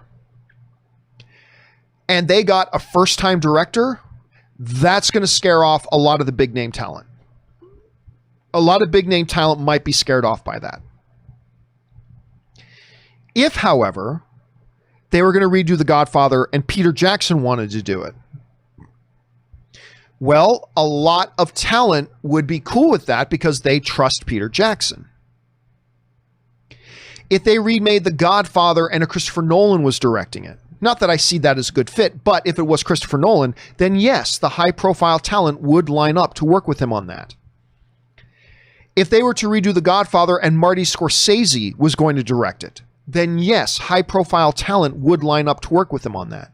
If Steven Spielberg were to direct it, then yes, high-profile talent would line up. If Denis Villeneuve decided he was going to direct a Godfather reboot for a studio, then yes, high-profile talent would trust that director. It would all come down, for the talent, it would all come down to who the director is. Now, that can be true in most cases, but it would particularly be true in a situation like a beloved property like Godfather getting rebooted. I think there would be some apprehension from a lot of the talent, but if the right director was in place, I think it would open that up for them a lot. And as far as the directors go, yes, directors could be very attracted to that if they saw the script, if the script was already written and they read the script and they believed in the script, or if they gave the director the ability to pick a writer and work with the writer to bring about the movie they envision, then yes, you can get high profile, big name directors attached. And if you get a big name director or a respected name director, then I believe the talent will line up. I believe the talent will line up. Okay, next up here. Drizzy Moose, or Dizzy Moose. No, it is Drizzy. Drizzy Moose. Interesting. Drizzy Moose writes, I know this is not a question. Okay. I know this is not a question, but I lost one of my best friends. He was shot and I felt so broken and destroyed. I'm so sorry to hear that, man. My condolences. I'm so sorry to hear that. I lost one of my best friends. He was shot. I felt so broken and destroyed. Your show and a couple of Spider-Man movies have been helping me through a lot. Life's too short. I just want to say thank you, sir, for helping me smile once more. Although that's awesome, man. And listen, again, deepest condolences to your loss.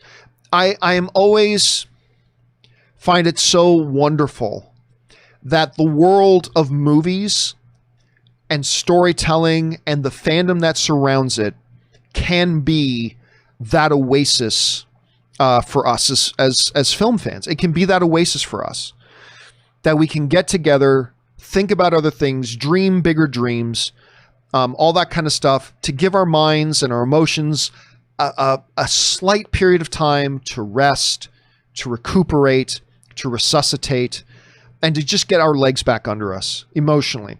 I find that has always been true in my life. When something crappy is going on, a good movie can not only take me out of that for a moment, but when I come back into it, I feel a little bit more renewed. I feel a little bit more equipped, a little bit more enabled to deal with the crap that's going on in life. And the fact that this show has been able to be a part of that for you, Drizzy Moose, I find that to be a great privilege. So thank you so much for sharing that. And again, deepest condolences to my friend. And thanks for being here and being a part of our community. All right, let's see. Next up, we've got an anonymous viewer writes, Denzel is one of the most successful and respected actors of his time, but never really had box office success. Oh, he's had box office success. He's definitely had box office success. His biggest film only made $266 million. Yeah, but remember, he's not making a lot of big blockbusters, right? A lot of his movies are more modestly expensed movies. So he's had financial success in his movies. Anyway, why do you think he never had a blockbuster success? I think it's because he's never really been attracted to being in big blockbuster movies. Right? Like we've never really seen him do a big $200 million movie. Denzel Washington can be in any movie he wants. Denzel can be in any movie he wants. If he called up Kathleen Kennedy and said, I'd like to be in a Star Wars movie, guess what's going to happen? They're going to find a role for him in a Star Wars movie. He could call up Kevin Feige and say, Kevin, I'd like to be in a Marvel movie. That was a terrible Denzel Washington impersonation. But he could call up Kevin Feige and say, Kevin, I'd like to be in an MCU movie. Guess what? They're going to find a place for him. I'm not saying they're going to give him his own lead role, whatever, but they will find a place for him if Denzel Washington says he's interested at all in being in an MCU movie. Denzel Washington could get on the phone and call Walter Hamada and say, hey, Walter, I like what you're doing with the DC universe, man. I'd like to find a role I'd like to have a role in one of your movies. Guess what's going to happen? They're going to find a role for Denzel Washington. Denzel Washington can be in just about any movie he wants to be in if he wanted to make the call. But he's always been very particular about what directors he likes to work with, what kinds of movies he likes to do, and all that kind of stuff. So, yeah, it's not like we ever saw Denzel star in a big $200 million tentpole spectacle film that then failed at the box office, right? We've never seen that because he's never really put himself in that position before. And he has built a reputation and a career around those very, very shrewd decisions. And I don't know, as he gets older, maybe he wants to do a $200 million film at some point. He says, you know what? I've done all this other stuff. I've got an Oscar on my mantle. I've got all these accolades, and my place in Hollywood history is cemented forever. I like to try something different. You know, I want to be, he'll get on the phone, call Tom Cruise. Hey, Tom, I'd like to be the villain in your next film. What do you think about letting me be the villain in your next film? You're Denzel Washington. Of course you can be the villain in the next film. Whatever you want. You know what I mean? So, I don't know. It's an interesting point. All right, next up. Static Space Sean writes, and by the way, guys, I'm going to take this one last question, and then I'm going to take a very, very short 2 or 3 minute break so I can rest the vocal. We've been going for about an hour and a half. I'm going to rest the vocal cords up. I'm going to go grab myself a drink, refill my Zevia, I should say, and then we will be right back. But the last questions we'll take before we take that short break is Static Space Sean writes, I've seen commercials for Masterclass, which are videos where experts in their field give lessons on how they do what they do. It's always looked interesting, but yesterday I saw an ad for a Bob Iger Masterclass, and I'm really tempted to buy it. Dude, listen, there are so many of those that I want to get. I'm pretty sure I'm going to sign up for the whole membership thing, because not only is the Bob Iger Masterclass there, but you got Aaron Sorkin, like one of the greatest screenwriters in Hollywood. He's doing a masterclass on screenwriting. You have some of the best comic minds doing masterclasses on comedy. Hell, they even have good Canadian kid poker himself, Daniel Negreanu, maybe the best poker player in the world. He's doing a masterclass on poker on it. I mean, there's masterclasses on all this stuff with the top people. It's not something I've had, but Ann and I both want to get a membership. So I think Ann and I are both going to get the membership. I'm probably going to wait until I'm done my documentary, so I got a little bit of free time to actually enjoy it and learn from it. But yeah, Masterclass is something that I'm totally stoked to get. And the Bob Iger one is definitely one of the ones that I'm looking forward to trying. Okay, let's now take a little break. Guys, I'm going to take 2 or 3 minutes here. Again, we're going to go on just a short break. Use this opportunity to talk amongst yourselves. Use the bathroom. I'm going to use the bathroom myself and refill my drink. So hang tight, everybody. Don't go anywhere. We will be continuing on with your questions as soon as we come back. We'll see you in just a minute.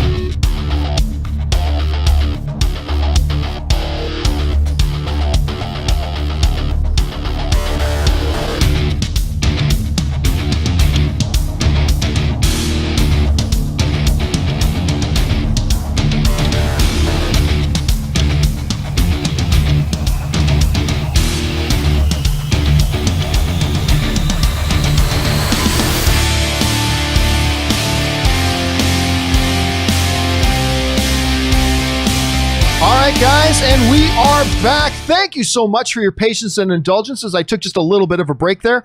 Now, let's dive right back in to your live questions. And we're going to get things going here again with Jordan Genovese, who writes, well, John, not even 1 week after cinemas opened in Australia, it has closed again due to a second wave of cases, at least in Victoria. I was able to see Bohemian Rhapsody, in case you were wondering also. Did you see they recasted Batwoman? Thoughts? Yeah, I saw that they did recast Batwoman, which we all knew was coming. We knew they were going to be recast Batwoman.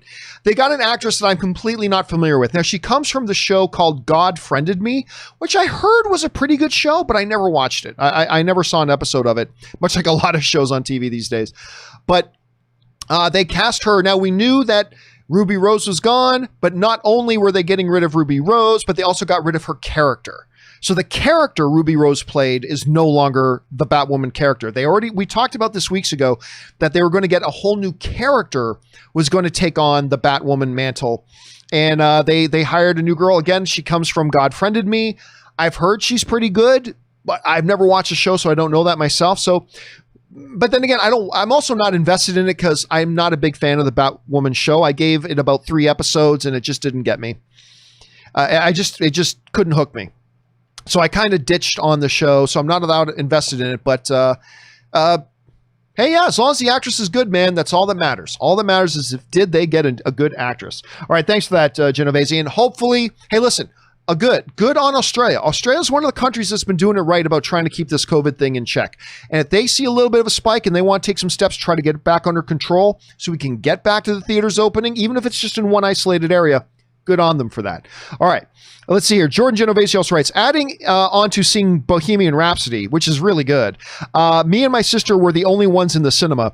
I'll most likely never have that experience again. Also, did you see Stargirl is moving full-time to CW? Yet another sign that DCU is done. Hey, listen, did I not say this forever ago? I have said from day one when HBO Max got announced, I said the days of the DC universe are numbered. I told you guys, we're going to start to see more and more of their shows no longer going to be on DC universe. And almost all of their main marquee shows are now on other networks, some exclusively. And yeah, the real telling point was that from what I understood, and maybe I heard it wrong, but my understanding is that Stargirl isn't just also going to be on CW, it's that it's only going to be on CW. So yet there's another DC Universe original that's moving off the network. So yeah, the days of DC Universe are numbered. Whether it's in the next 3 months or maybe in the next 12 months, but DC Universe's days are numbered. It's going to get enveloped into HBO Max, and that's then where it'll be. But yeah, we have slowly but surely seen all the DC Universe originals be moving off and appearing on other networks and stuff like that. Some exclusively, some not. But the writing's on the wall. The writing is definitely on the wall. All right, next up, Ben Rayner writes, hey, John, hope you're having a good week. I am having a good week, thank you.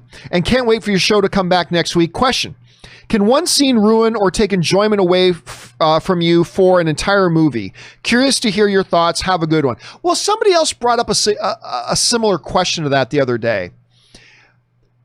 Can one scene take away from my enjoyment? Sure. Yeah.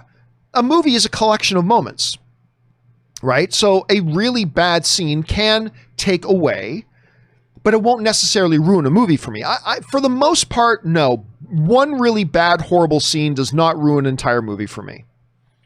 Because again, to me, a movie is a collection of moments. And if the good moments outweigh the bad ones, then I can still walk away enjoying the movie. Like maybe I won't think the movie's as good as I would have thought if it wasn't for that one horrible scene. But yeah, listen, I've walked out of movies that have had terrible endings. But if I enjoyed, like there's a number of movies that I really like the first 2 acts and the third act I think fell apart. Like the entire third act fell apart. But hey, if I enjoyed the first 2 acts, I'll still walk out going, yeah, I enjoyed the movie. The third act, prevented it from being great, but overall, I still enjoyed the movie. So that's just me. There are some people, though, if one thing happens in a story that they don't like, it'll lose them. I don't personally understand that, but hey, we're all different, and that happens.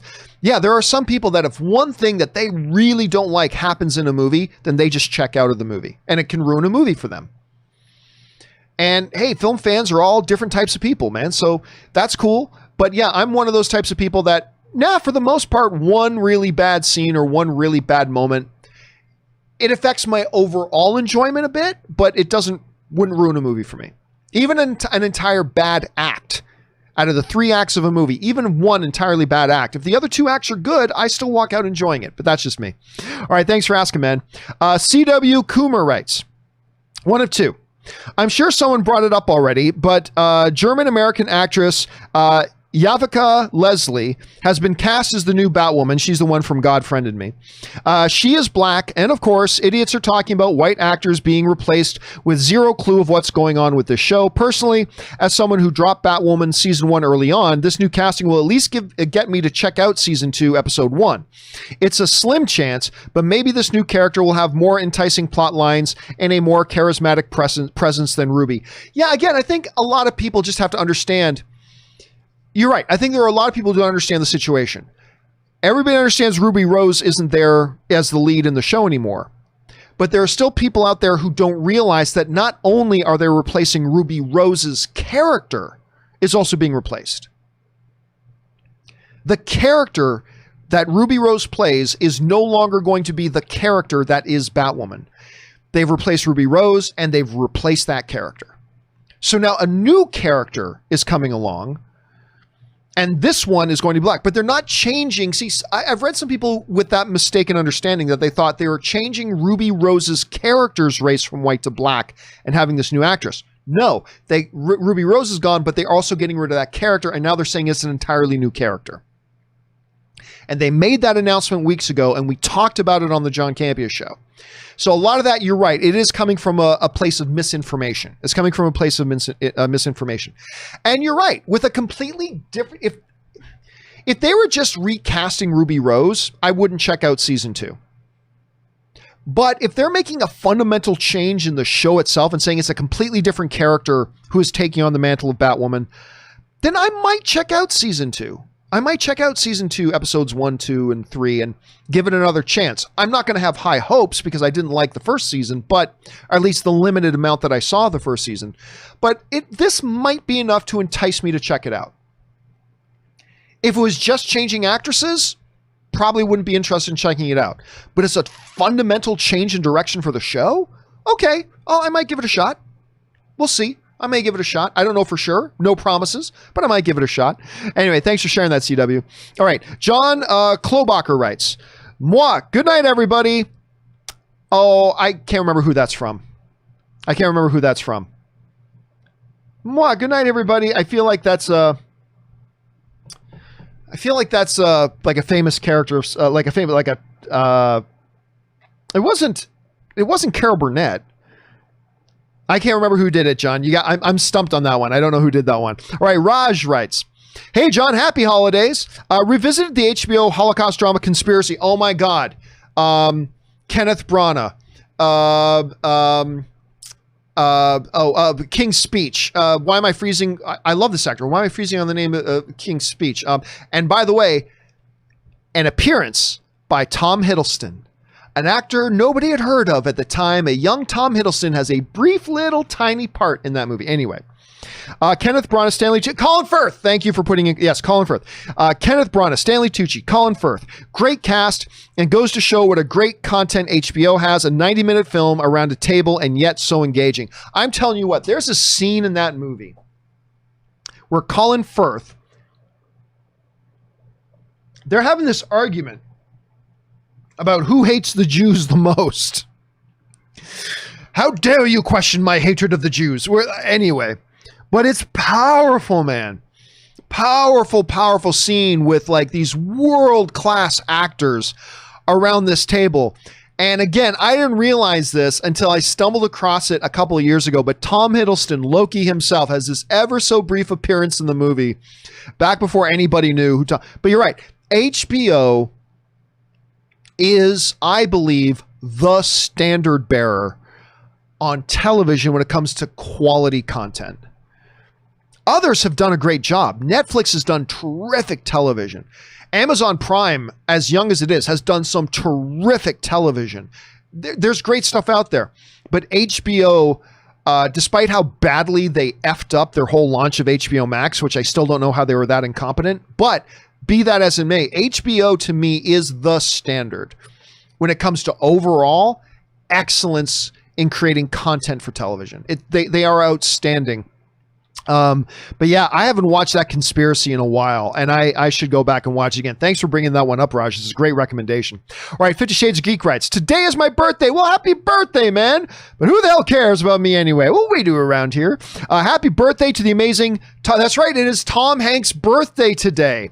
I believe he is 64. I think he's 64 years old today. Happy birthday to the amazing Tom Hanks. May we have many more years with this great man. And don't forget, I think it's this weekend, is the release on Apple TV of his new World War II movie that Apple TV picked up.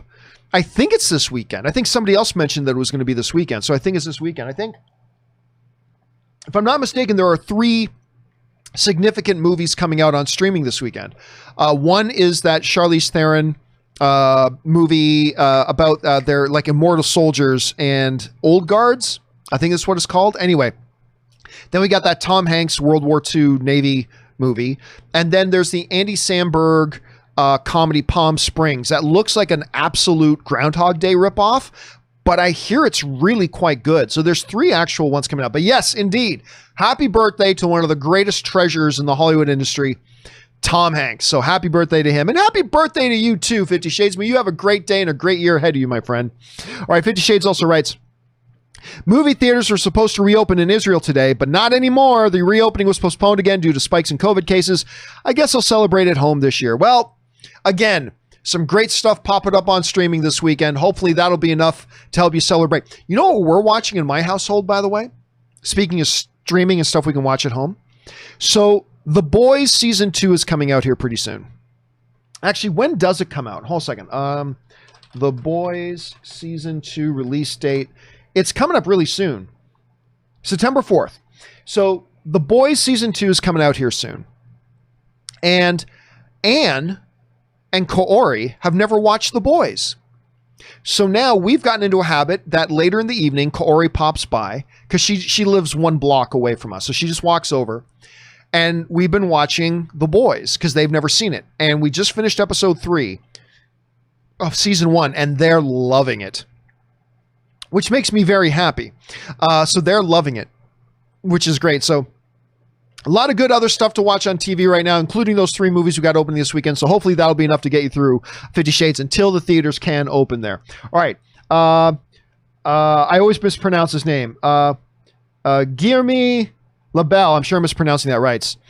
Bonjour de Montreal. Bonjour, ça va? Montreal, Jean. Now that Cineplex is reopened, I had the chance to catch The Dark Knight in glorious IMAX, as well as Kill Bill Volume 1. Next week, Jurassic Park, Kill Bill Volume 2, The Empire Strikes Back, and Ghostbusters. Again, that is one of the cool things. Like, don't take away. I'm not taking away from how horrible this whole COVID situation is. It absolutely is. And it has much worse ramifications outside of the movie industry. But here on this show, we are talking about this one little box. We talk about how it affects movies. And the one little silver lining in this is that a lot of people have got caught up on some classic films they may have never seen before. And others getting an opportunity in some theaters that are reopening to go and watch some movies in a way they may have never had the chance to watch those movies again, which is on the big screen. The way movies were meant to be watched. And that's great. The fact that you got to watch The Dark Knight again in IMAX, that's pretty cool. That's pretty special. So that's awesome. Good on you for taking advantage of that. And here's hoping everything stays good and you're able to catch those ones. And here's hoping the rest of Hollywood can catch up and we can get these new movies in theaters soon too. Thanks for sending that in, man. All right, Dave XP writes, just want to chime in about yesterday's comment about fan films. Well, that would have been a couple of days ago. Anyway, I've made quite a few Star Wars animations on TikTok and got millions of views with them, which is good for my channel. The fact that Disney allows that, I think, is extremely generous. No, I think that's great. Look, I think as long as we all understand something, that this is important to understand when it comes to fan films. Studios have to be protective of their IP.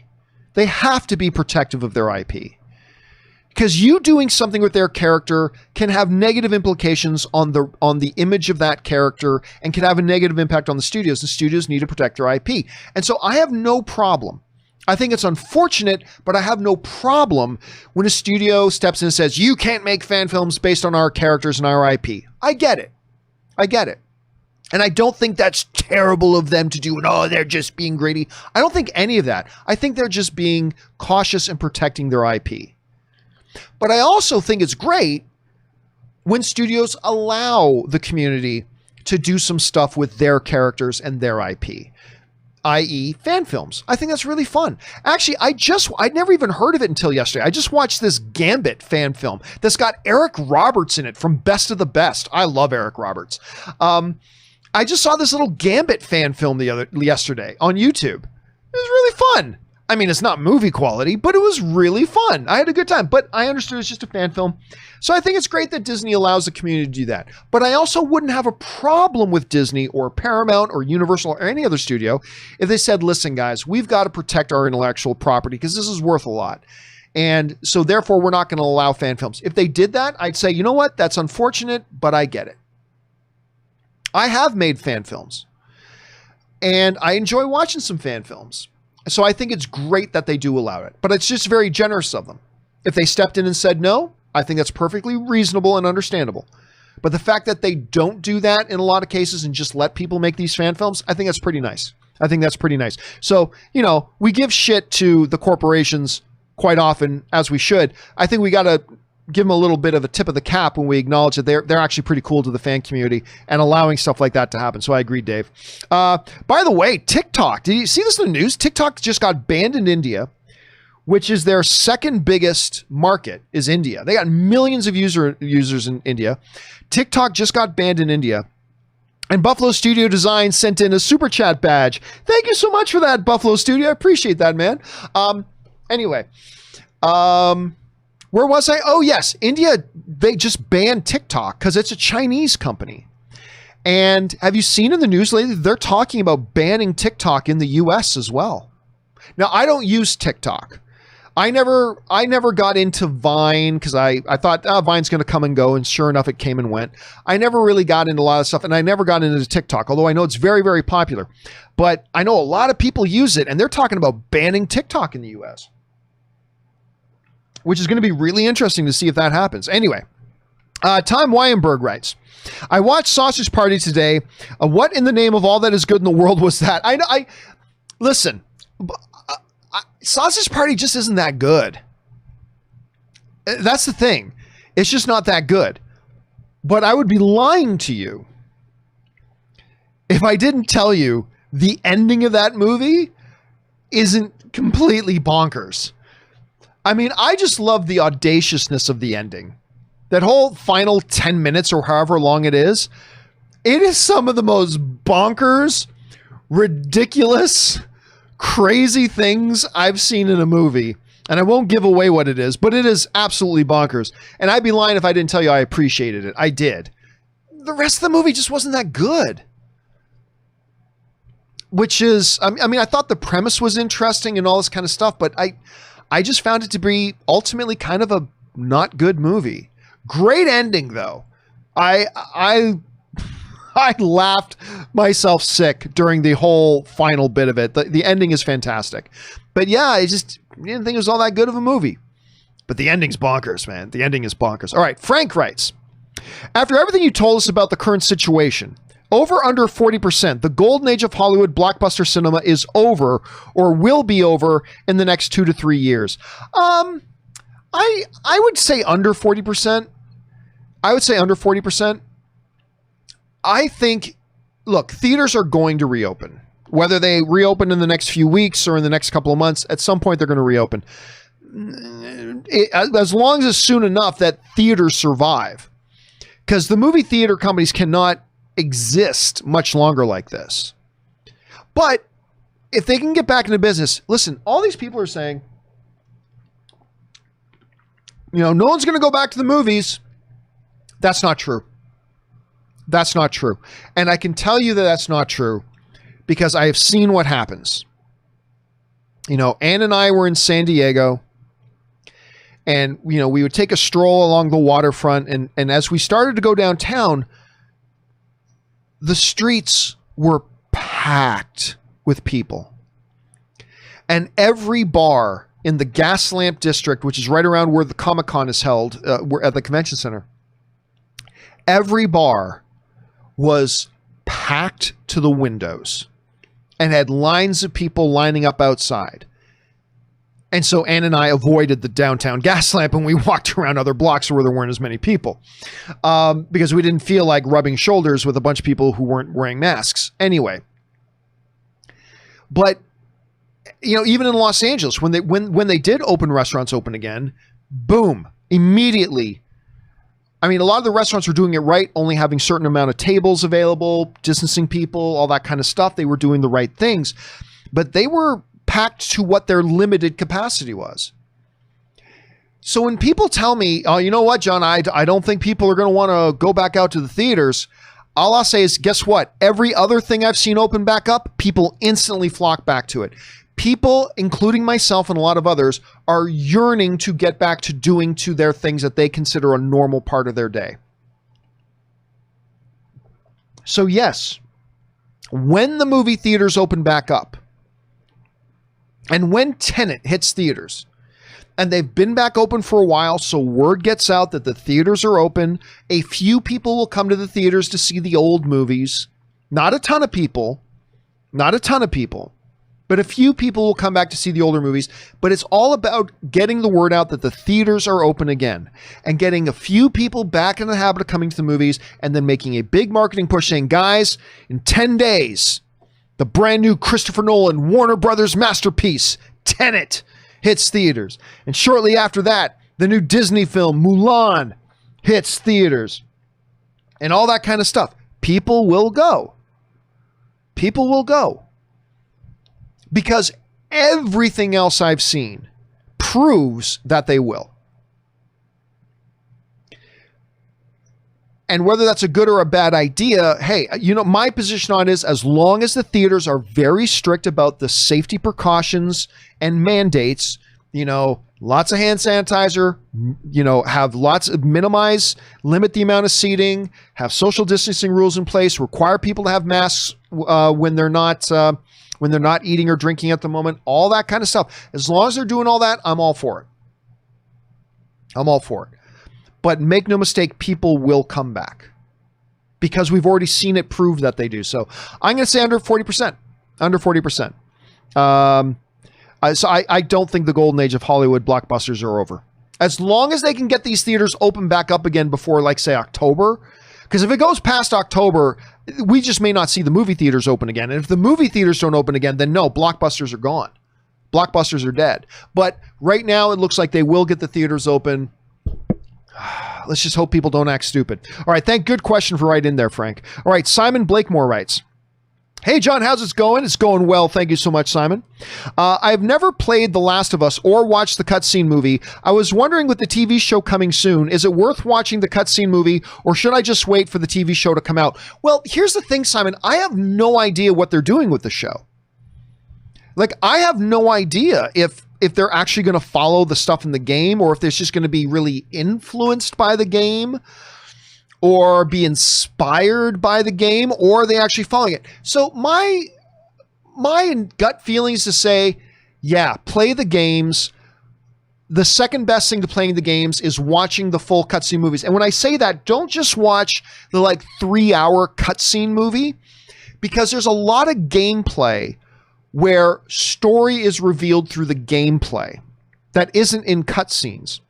So you're going to want to make sure that you watch one of those versions that's like 8 hours long, 10 hours long, 12 hours long, because those are the ones that go beyond just showing you the cutscenes. They also show you the gameplay where elements of the narrative are being revealed and told. That's why The Last of Us 2 cutscene movie I watched was just about 12 hours long. Because not only was it the cutscenes, it was also the parts of gameplay where story was being revealed. So make sure you do it. So I would recommend, doing that, Simon. I would recommend doing that. and then check out the show. I'm not even sure when the show comes out, but yeah, check them out because I think the story in Last of Us and Last of Us 2 are remarkable. The story in Last of Us 2 is the best story I've ever seen done in video games. Best story I've ever. If it was a movie, I'd say just give it all the Oscars. It's that good. There are others who disagree, and I respect that. But to me, it is the single greatest story ever done in video games. But check it out and make your own mind up for yourself. Thanks for asking, Simon. All right, next up. Pat Deary writes, I imagine an army of High Republic Jedi versus army of Sith, slow-mo charging into each other, and Duel of the Fates starts to play. Personally, I'd cream myself, John. Yeah, except that during the High Republic era, there is no army of Sith. I think by the High Republic era, you're deep into the rule of two. So there is no, I remember, and as far as the Jedi know, there's no Sith. By the time we get to The Force Awakens, or the Phantom Menace, I should say, by the time we get to the Phantom Menace, the Jedi thought the Sith had already been extinct for a millennia, right? So just a couple of hundred years before the events of the Phantom Menace, the Jedi think the Sith are extinct. And there's certainly no army of Sith out there. At most, you've got two. Well, we know there's two. There's two Sith out there somewhere, because it's the rule of two. Might be Plagueis at this point, either as the master or as the apprentice at that point. But yeah, don't expect to see any army of Jedi versus any army of Sith. Don't even expect the Jedi to become aware of the Sith, because again, when we get to The Force Awakens, or Phantom Menace, when we get to the Phantom Menace, the Jedi thought that the Sith had been extinct, not just for a couple of hundred years. They think the Sith had been extinct for a millennia. So it's going to be interesting to see, what is the big threat? If it's not Sith, what's the big threat when we get into the High Republic stuff with Star Wars? So we'll have to wait and see. All right, next up, Ben Rayner writes, Hey, John, I never got the criticism for lack of funeral for Black Widow. She was a very private person, and I felt that scene with the Avengers talking about her after her death. I felt that was her funeral. Curious to hear your thoughts on this. I don't think it's an important thing, but I do think it's a valid criticism. I don't think it's important, but it's a valid criticism. Black Widow, Natasha was a part of the Avengers before Tony was. I mean, she was in the fold before Tony was. I mean, she basically became, as Steve kind of stepped aside, she kind of was the de facto leader of the Avengers, after the events of Endgame. After the events of Endgame, she was pretty much the leader of the Avengers. Kind of holding down the fort at Avengers headquarters, right? It did seem odd that they had this big memorial for Tony, which they should have had, and yet not something for Natasha. Yeah, again, to me, not important. But it's a valid criticism. And it's not just because, Natasha was a private person. I don't think Hawkeye would have stood for that. I think Hawkeye would have said, you're damn right, we're going to honor. And by the way, Bruce was damn pissed. And I think he absolutely would have insisted that they had a memorial for her as well. And maybe they did, and it just wasn't in the movie. That's another thing we got to keep in mind. Maybe they did have a memorial for her. It just wasn't part of the movie. Again, for the sake of the movie, it's not important to have it in there. But it's a valid criticism, considering if they're going to have one for Tony, why wouldn't they have one for her? So I get it. I do get it. All right, next up, an anonymous viewer writes, the song gives me like a Lord of the Rings kind of setting, and it needs to come back into some kind of Star Wars project. Would you like to see Duel of the Fates come back in a future Star Wars movie? And what kind of Star Wars moment would you like to see and hear it come on? No, I don't think it should come back. I think Duel of the Fates is a one of. It is certainly the best thing to come out of the prequels. The absolute best thing to come out of the prequels was Duel of the Fates. And it is one of the best pieces of Star Wars music there is. I love Duel of the Fates. However, I thought its place was in Phantom Menace. I keep confusing The Force Awakens with Phantom Menace, but its place was in Phantom Menace. I actually found when they used the music again, it felt out of place for me. When they used it again in Attack of the Clones, it felt out of place for me. So, actually, no, I don't think they should use Duel of the Fates again. I love that piece of music, but I don't think it should be. I think that piece of music was the music of Darth Maul, Qui-Gon Jinn, and Obi-Wan Kenobi, and it was that moment. It was that moment. And so when they used it again, I think it was in Attack of the Clones, where they're playing it just when Anakin is riding his speeder bike across the Tatooine desert. And just as he's riding his speeder bike, it's like, this does not feel right. It does not work here. So I love that piece of music, but no, I don't want to see it come back because I think it cheapens the music to bring it back. I think it devalues, the more and more you use it, I think it devalues it. Like Imperial March is different because that's the Imperial March. Whenever the Empire is present or you're doing a little bit of foreshadowing of Vader, it makes sense to have that little dun, dun, dun, dun, dun, dun, like have a little, because that's the Imperial March. But other things like that, nah. I personally feel leave Duel of Fates out of it, even though I love that piece of music. Anyway, thanks for writing that in, Anonymous. Next up, Saberwolf writes, John, just rewatched V for Vendetta. Such a good movie. It's a very good movie. Great story and action. Hugo Weaving gives such an amazing performance, even though you never see him for the most part. And you never even get to see his face. Remember, the 5th of November. Yeah, it's funny too, because a lot of people are like, all people thought about for the longest time, we forget it now. All people talked about is Natalie Portman shaves her head, man. But yeah, I think V for Vendetta is fabulous. And actually, one of my friends was talking about this the other day, was kind of bringing up that V for Vendetta is even more applicable today. It's really more applicable today than ever before. I mean, it's very much a relevant movie today. It really, when you consider everything going on in our world, it's really relevant. Absolutely. V for Vendetta, very, very good film. Yeah, the performances were great. It's hard for me to imagine anybody else than Hugo Weaving doing that voice. I mean, it's just remarkable. Anyway, it's also very morally gray. It's a very morally gray movie. Even though it has the facade of moral absolutes, the brilliance of it is it has this facade of moral absolutism, but really underneath the surface, it's actually very morally gray, which I get fascinated by. So anyway, good one to recommend, Saberwolf. All right. Evan Ryan writes, hey, John, have you seen any of the variety actors on actors during lockdown? My favorite is Chris Evans and Paul Rudd's one. Yes, I have been watching those, and they're great. I love the actors on actors stuff. It's, they were doing actors on actors before the COVID-19 lockdown. They had started actors on actors well before that.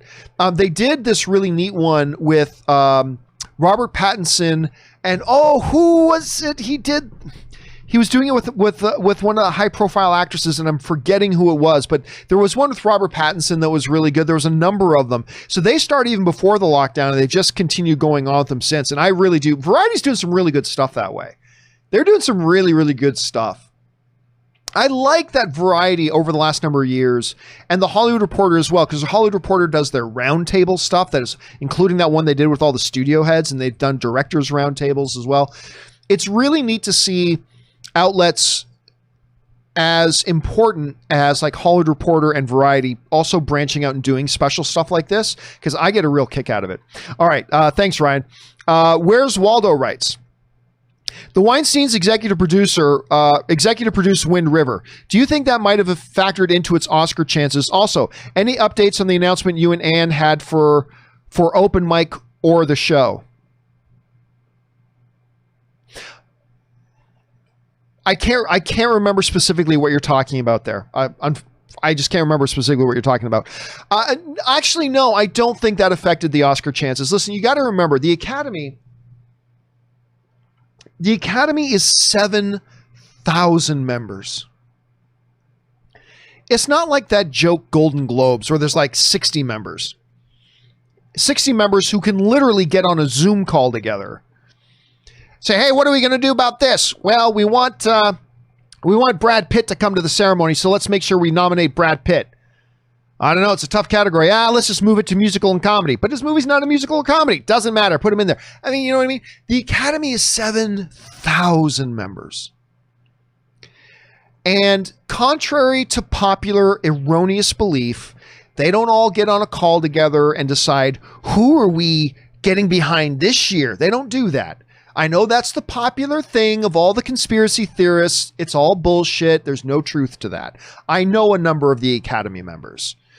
I am not an Academy member myself, nor will I ever be, but I know a number of voting Academy members, and that's just all bullshit. The conspiracy theory shit is all bullshit. Never listen to it. Anyway. I think there were a number of things. I think the fact that it was very low profile. It was also a very competitive year. For those of you who don't know what he's talking about, Wind River is this incredible movie that came out about a murder on a Native American reserve.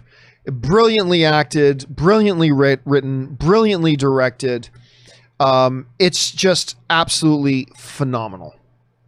Just an absolutely phenomenal film. John Bernthal even has a small role in it as well. But it's a super powerful movie. I thought it should have got a little bit more Oscar love than it got. But I'm not going to fall into let's make excuses for why I thought what could have happened didn't happen. Oh, it's because the Academy didn't like that the Weinstein Company produced it. No, there are a lot of movies that happen that I think sometimes should or shouldn't get as much Oscar attention that they do. And you don't write it off to some exterior excuse. It's just that, okay, it was just a very competitive year and enough of the voters felt there were others that were more worthy of it than Wind River and its individual components were. I personally think it's just that simple. I really do. Is it possible there were some voting members that were influenced that way? I thought, that one was produced by the Weinsteins. I'm not going to vote for it. I'm sure there were some, but again, it's a 7,000 voting member body. So a few rotten apples isn't going to affect the overall results that much. Unlike, say, a 60 member voting body like the Golden Globes, that would become very influential. A 7,000 member voting body, I don't think it did. I really don't. I felt it deserved a little more Oscar love, but I think it just didn't because it didn't. I really do think of that. But listen, take Where's Waldo's advice. If you have not seen Wind River, watch Wind River. It's so good. So good. Anyway, next up, Not Tajin Cars writes, call me crazy, but I imagine a world where that scene in Outbreak never happened.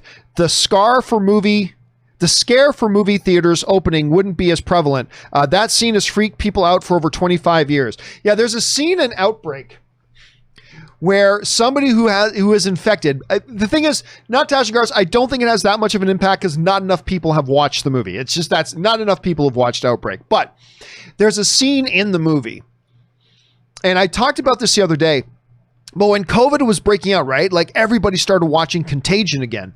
Contagion is great. Don't get me wrong. Contagion is a great movie. I think Outbreak is the better movie, personally. But Dustin Hoffman, Rene Russo, anyway. So there's a scene in Outbreak where one of the guys who's infected is in a movie theater, and he caught, and then they do this close up of the germs, the Ebola-like virus coming out of his mouth and then floating through the air, and all the people in the theater breathing it in, and it's created this impression of, this is how you get all this stuff. You're right, man. It's freaked a lot of people out. I don't think enough people, because again, I don't think enough people have watched Outbreak. But if you've not watched Outbreak, watch Outbreak. It's actually a really good movie. Anyway, Stan Marsh writes, 1 of 4. I question when it comes to casting fictional characters if whitewashing exists. Personally, I don't care if they change the race of a character. All I care is if the person can act and can they do the role justice. For example, Michael Clark Duncan was great as Kingpin. I agree. Did I care that he was black? Hell no. He still did a great job and did the role justice.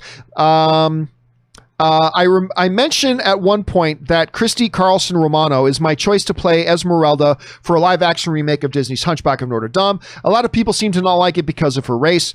I think she's a great actress, very hot, a good singer, and is tall enough for the role. I don't care about which race plays the role, as long as the person can do the role justice. Again, listen, for the most part, I agree.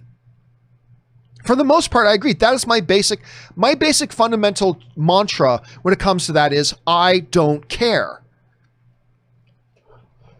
John, why did they make Michael Clarke Duncan Johnny Storm? I don't care.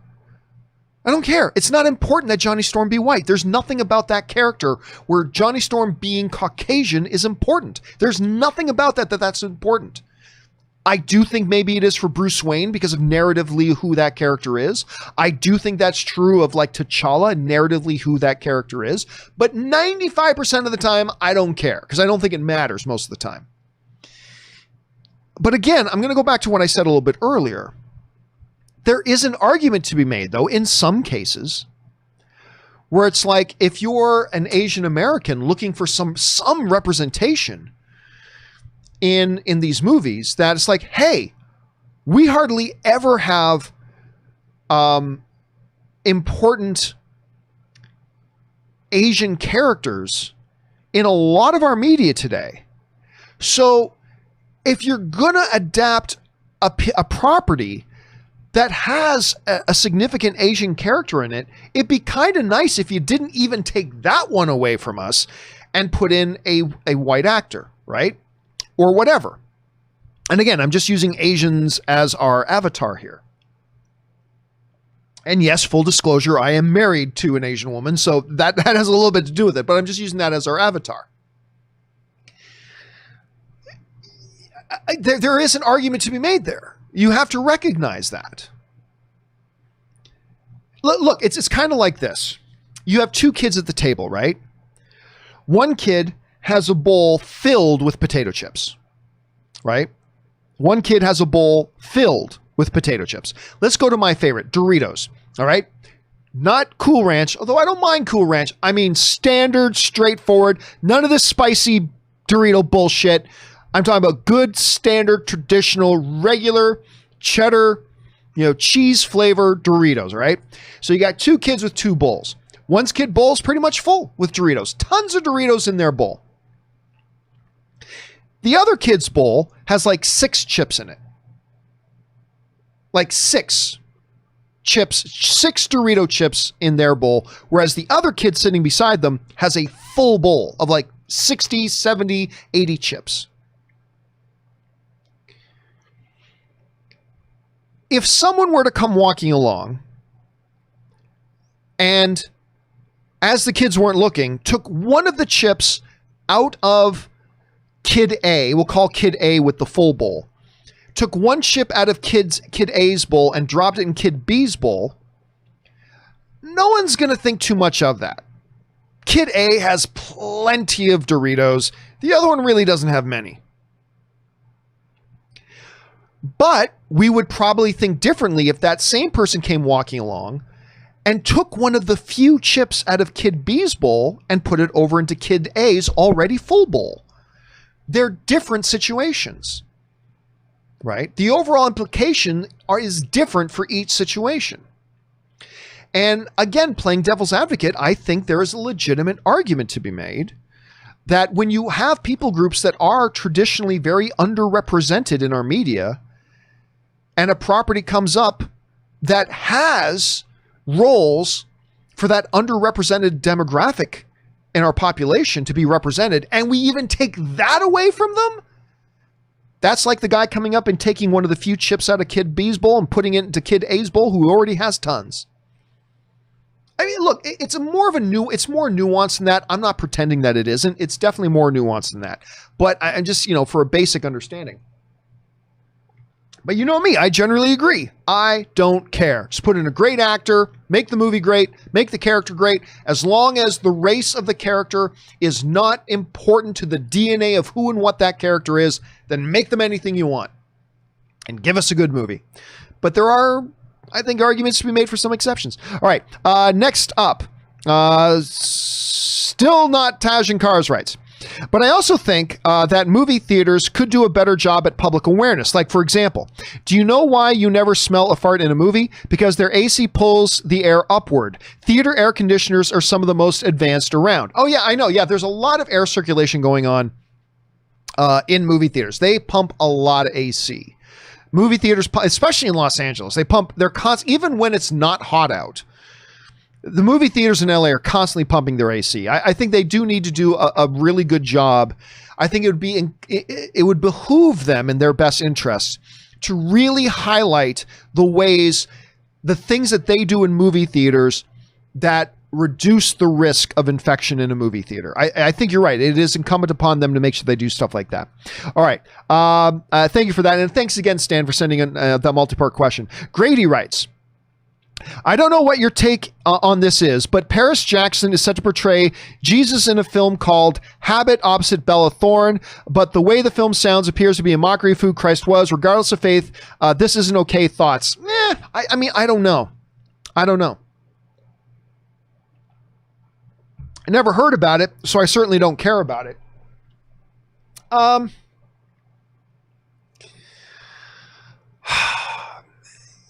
Look, not that I like to reference back to South Park as the arbiter of what should be considered the line in our society, but, you know, the guys who did South Park said something once, and I'm sure it's been said by others, but they said something once, whether they coined it or just repeated it, that has always stood with me. When it comes to art and parody and comedy, we either need to be able to laugh at everything or we can laugh at nothing. And while I believe there may be exceptions to that, generally speaking, I tend to agree with that sentiment. We need in art to, again, I think there are times and circumstances and exceptions, I do, but generally speaking, I think we got to be able to laugh at everything, or we can't laugh at anything. But you don't want to be tone deaf to what's going on in our society at a certain time and stuff like that. And listen, and one of my criticisms has always been is that, you know, the last remaining acceptable prejudice in our culture seems to be a prejudice against Christianity. That seems to be, and I'm not saying it should be, I'm just saying that seems to be the last acceptable prejudice. Because like almost 9 times out of 10, if a local church is involved in a movie or television show, 9 times out of 10, they're going to portray it as the church is doing something rotten. 9 times out of 10. 1 time out of 10, it'll be the priest at the local church is actually a really good guy, like in Daredevil, right? The priest in Daredevil. That's 1 out of 10. Every other time, it's okay to portray the church in a terrible way. And while I am not a defender of Christianity per se, it does say something about, well, listen,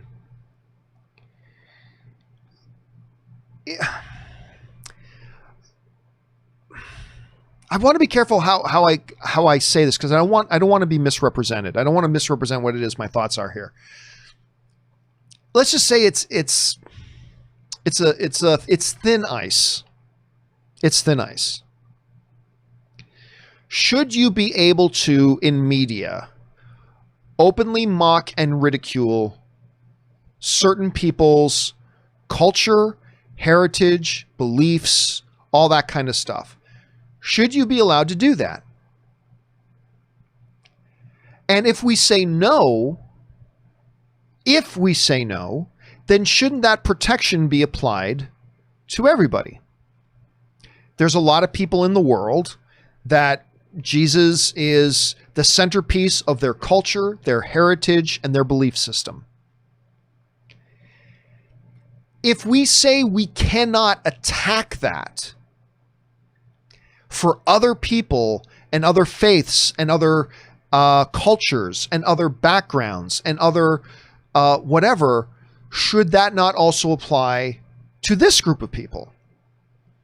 And I don't know, that's a question that has been wrestled with a lot by a lot of people. And listen, everybody always wants you to take a definitive stance on something, but I think if you're intelligent, you've got to try to weigh a lot of things. And I think a lot of intelligent people on a lot of issues are like, I'm not sure what I think about that. I'm not sure. So I don't know. So there's the two sides of my brain. the one brain is. If we're saying in our art and in our media, it's not cool to explicitly mock, ridicule, and attack people's heritage, culture, belief systems, and stuff like that, then shouldn't that apply to everybody? But at the same time, the other half of my mind is, like the South Park guy said, you can either laugh at everything or you can't laugh at anything. So I don't know. Again, much like a lot of the other stuff we were talking about earlier today, it could be considered one of those. It's a thing of a million different shades of nuance. So I don't know. I'm not aware of this, so I don't give a shit about it. I don't give a flying shit about Bella Thorne or Paris Jackson or whatever project they're doing. I couldn't give two squirts of piss about it. I really couldn't. But is there anything more to be riled up there about? I don't know. So I'm not going to, again, I think there are two opposing points that you could take, and I'm not really quite sure where a situation like that. I'm sure there are a lot of other people that have very hardline opinions of it, and that's great, but I'm not going to lie to you and pretend like I'm one of those. I'm not going to lie to you and say, I've given this issue a lot of thought. Let me tell you which side of this debate I fall on. I haven't. I haven't given a ton of thought, nor is it important to me, to be honest with you. So I can see both arguments, and I'm not really sure where I fall on. Just being honest. I could lie and try to appeal to one side or the other instead of turning everybody off, because now everybody's turned off that I'm not taking a position. So everybody's mad at me now. If I took a position, at least half the people would like me. But I'm just going to piss everybody off and say, I'm not really sure. I kind of see both sides. So yeah, there's that. But at the end of the day, Grady, I just don't give 2 drops of urine about it. I really just don't care. All right, Kazam writes, if a Miles Morales live action film happens, I hope it does, which universe will it take place in, MCU or the Sony? It'll happen in Spunk. It would happen in Spunk. In my opinion, Spunk, so that universe can have a Spider-Man and Holland can stay in the MCU with no problems. I think people will be cool with that, except that it won't happen. It won't happen. Not under the current deal that Marvel and Sony has. Marvel will not have Peter Parker Spider-Man and then have another live action Spider-Man being done in another universe.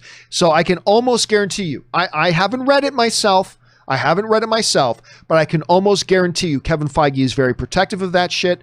And if whatever the current agreement is, I almost guarantee you, as somebody who hasn't read the contract, I can almost guarantee you that there is language in their agreement that restricts that. Animation's fine, but I'm almost positive that there's no way that Kevin Feige and Marvel and Disney would have entered into whatever it is, the deal that they have with Sony right now, where they could have a live action Spider-Man going on while there's another live action Spider-Man, even if it's Miles Morales and not Peter Parker. There's almost no way that exists. So I think there is a chance at some point we could get a live action Miles Morales, but I don't think it'll happen until Spider-Man is no longer in the MCU. And I think that day is coming sooner rather than later. I don't think they're going to renew the current deal they have. I think that once this deal lapses, I think that's that. I think Spider-Man will be out of the MCU. Spider-Man has a billion other characters to deal with. They now have the X-Men characters all coming into their universe and the Fantastic Four. They have plenty of characters. And when that day happens, there is very much a possibility we could see a Peter Parker Spider-Man and a Miles Morales Spider-Man, both in the Sony universe, but I do not think it's going to happen while Peter Parker is running around in the MCU, because I believe that their deal would be restrictive on that language. So that's my thoughts on that, but we'll see what happens. Anything is possible in this crazy business, though. Anything is possible in this crazy business. All right, next up, James Horsecroft writes, hey, John from Bristol, England. Well, hello, my friend. Home of Arteman Animations, by the way. Also got a kick out of Eurovision. Nice, uplifting movie during the slog of a year. Huzavik was a great song. That's the name of the final song in the movie. Was a great song, but we know deep down we just want to sing the play, Ya Ya Ding Dong. Play Ya Ya Ding Dong. That, I laugh so hard at that. When there's a scene where a drunk guy comes out, get back in here and play Ya Ya Ding Dong again. And when they're playing it, you can get why everybody loves that song. If you've seen the movie, you know what we're talking about. It's a pretty funny scene. But there's a couple, by the way, there's a scene in Eurovision that's a lot like the scene in Pitch Perfect 3. Because remember in Pitch Perfect 3, that's that scene where all the a cappella groups are at a party and they have this big sing-along? Well, they do the same thing in, there's a scene that's similar to that in Eurovision, where all these bands and musical groups are having this big party, that are involved in the Eurovision music competition. They're having this big party and they break into this big freestyle sing-off sort of thing. And it's great. They start by singing Cher's Do You Believe in Life After Love? And then it morphs into a couple of other songs. It's a really fun scene. I actually got to say, it's not just that last song. I really like the music in Eurovision. I think all the musical numbers and all the musical scenes, including Ya Ya Ding Dong, I actually got a big kick out of. Anyway, I'm glad you enjoyed the movie. Again, I don't think Eurovision is a great movie, but it was much better than I thought it was going to be. It's actually to the point that I would recommend it. I don't think you're going to love it, but I would recommend it. If you're somebody who's enjoyed some Will Ferrell, I think you might have a good time with this. All right, Sonic writes, I've heard that when a YouTube video gets claimed, the claimer can make it a strike at any time. In the case of several claimed videos, they could trigger strikes overnight and wipe out your channel. This is why YouTubers immediately delete any claimed videos. I have personally never heard of that. I've certainly personally never had that happen. And I have thousands of videos up. A number of them have been claimed. But there's also, here's the thing though. Just like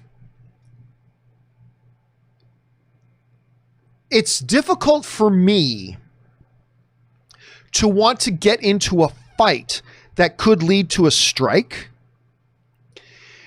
the claimers also expose themselves a little bit to risk when they want to take that extreme measure of having a strike applied to a channel. It would have to be pretty egregious, because when you actually do something like claim a strike on a channel, you're then exposed to some risk. Even as the claimer, you're exposed to some risk. Because now, if you don't have a really solid case for a flagrant violation of copyright violation, like a flagrant copyright violation, if you don't have a solid case for that, you can be countersued, right? The YouTube channel that you do that against could literally take you to court if you don't have a very solid, cut and dry, no questions asked, this was flagrant copyright violation. That clearly fair use is not applicable here. So nobody really wants to get involved in that. Nobody really wants to get involved in that unless it's very, very clearly flagrant. To the best of my understanding. And I've talked to a few experts on this. And maybe I just misunderstood. Maybe my information's out of date. But yeah, it's much safer for, say, someone to put a copyright claim on your video and just receive the revenue from it, but it doesn't affect your channel and you get to keep the video up and you still get to accumulate the views. In most cases, they're older videos, so they're not getting many views anyway and blah, blah, blah. But I'm not at risk unless I try to take it to the next level. And the claimant isn't really at risk unless they choose to take it to the next level as well. So it's really not in anybody's best, as far as to the best of my understanding, which is limited admittedly. So I could be way wrong about this. To the best of my understanding, it's not in anybody's best interest to take it to that level. Again, unless it's an absolute flagrant and obvious cut and dry abuse of copyright violation. Then maybe they can, and sometimes they do, but it's rare. Anyway, so that's just my understanding of it. All right. Desmond writes, regarding the Arkham games, just replayed them and wow, these might be the greatest Batman stories ever told. They absolutely nail all the characters. The Batman Joker dynamic is spot on. So much emotion. Hope the movies take inspiration. Arkham City, the relevant today. But yeah, it does have a lot of relevance today. I like the stories in the Arkham games. I've watched a number of them. I like the stories in the Arkham games. I don't personally feel like they're on that level, but they are quite good. I think they are quite good. I don't hold them in the same regard that you kind of hold them to right now, obviously. But yeah, they are great. They're great. And they're a lot of fun. And they do get the general principle of it. They're also not I don't put them on the same level as like the God of War game, which I really do think is very deep, heavy narrative. I don't put it on the same level as surprisingly one of the most best narrative video games I've seen, which was Uncharted 4, Thief's End, is also remarkable, or Last of Us. But they are great. They are absolutely great. All right, next up. Daniel Haygood writes, did I miss any? I don't think I have. I think I got them all. Okay, next up. Where are we at? Daniel Haygood writes, hey, John. Could we be seeing a movie theater ticket price up to $40 or $50 in the next 2 to 3 years? No. Of course, theaters won't return at those prices, but if they aren't wildly successful at first, do you think prices will go way up down the line? No. Not like that. Look, they'll always climb with inflation and stuff like that. Movie theaters, though, right now kind of understand that they're pressing up against the ceiling of how expensive they can make things. They already know that because, yeah, here's the problem. You make a movie ticket $45. Here's how the math works out. You're more than doubling. If it's $45, in some cases you're tripling. You're tripling the cost. You're tripling the amount of money that you're getting from one individual moviegoer. However, you are going to lose more than 3/4 of your moviegoers. You start charging $45 a ticket, great. We're making as much as 3 normal people off of one sale now. Yay! The problem is you're going to lose more than 3 out of 4 moviegoers. You are going to end up in negative territory, right? You're going to end up in negative territory. So let's do this. Let's bring this up. If you had 1,000 people, okay? If you had 1,000 people going to the movie theater at $15 a ticket, you're making $15,000, right? You're making $15,000. Great. But now let's say you take that number and you say, instead of $15 a ticket, we're going to charge $45 a ticket. Out of those 1,000 moviegoers, you have to still at least get 333 of those moviegoers to still come and pay $45 a ticket in order for you to make $15,000. But you're not going to get, out of that 1,000, you're going to lose more than that many people. You're not still going to get 333 of them to come at $45 a ticket. You'll be lucky if you get 100 of them to come. And if you get 100 of them to come, right, then now you're looking at making $4,500 instead of making $15,000 when your tickets were $15 a piece. The movie theater industry understands this. And here's where it gets really important. What makes more money for the theaters?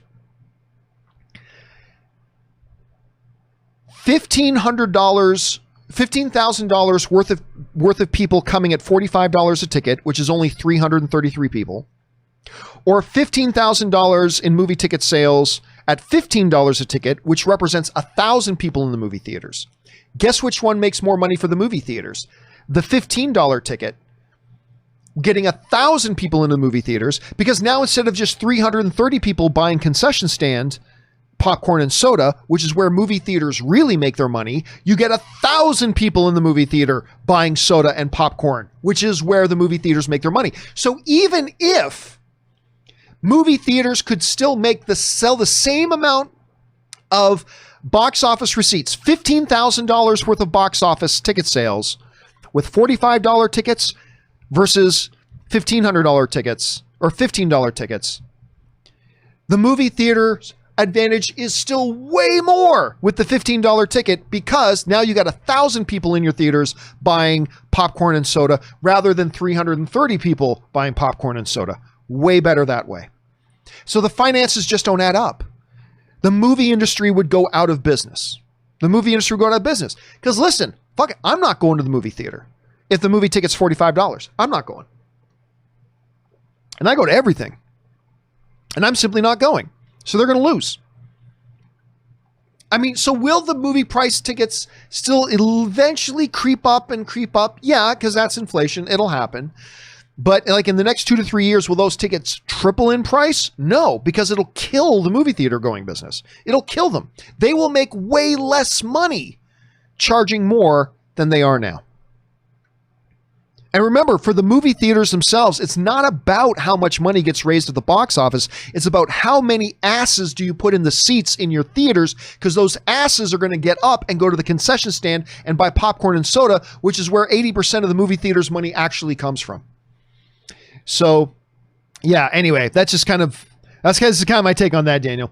Okay, next up, Albert Cerna writes, and sends in like a $25 tip. Thank you for that, Albert. And if there's a question in here, we'll segment it out and make it its own standalone video in the next couple of weeks.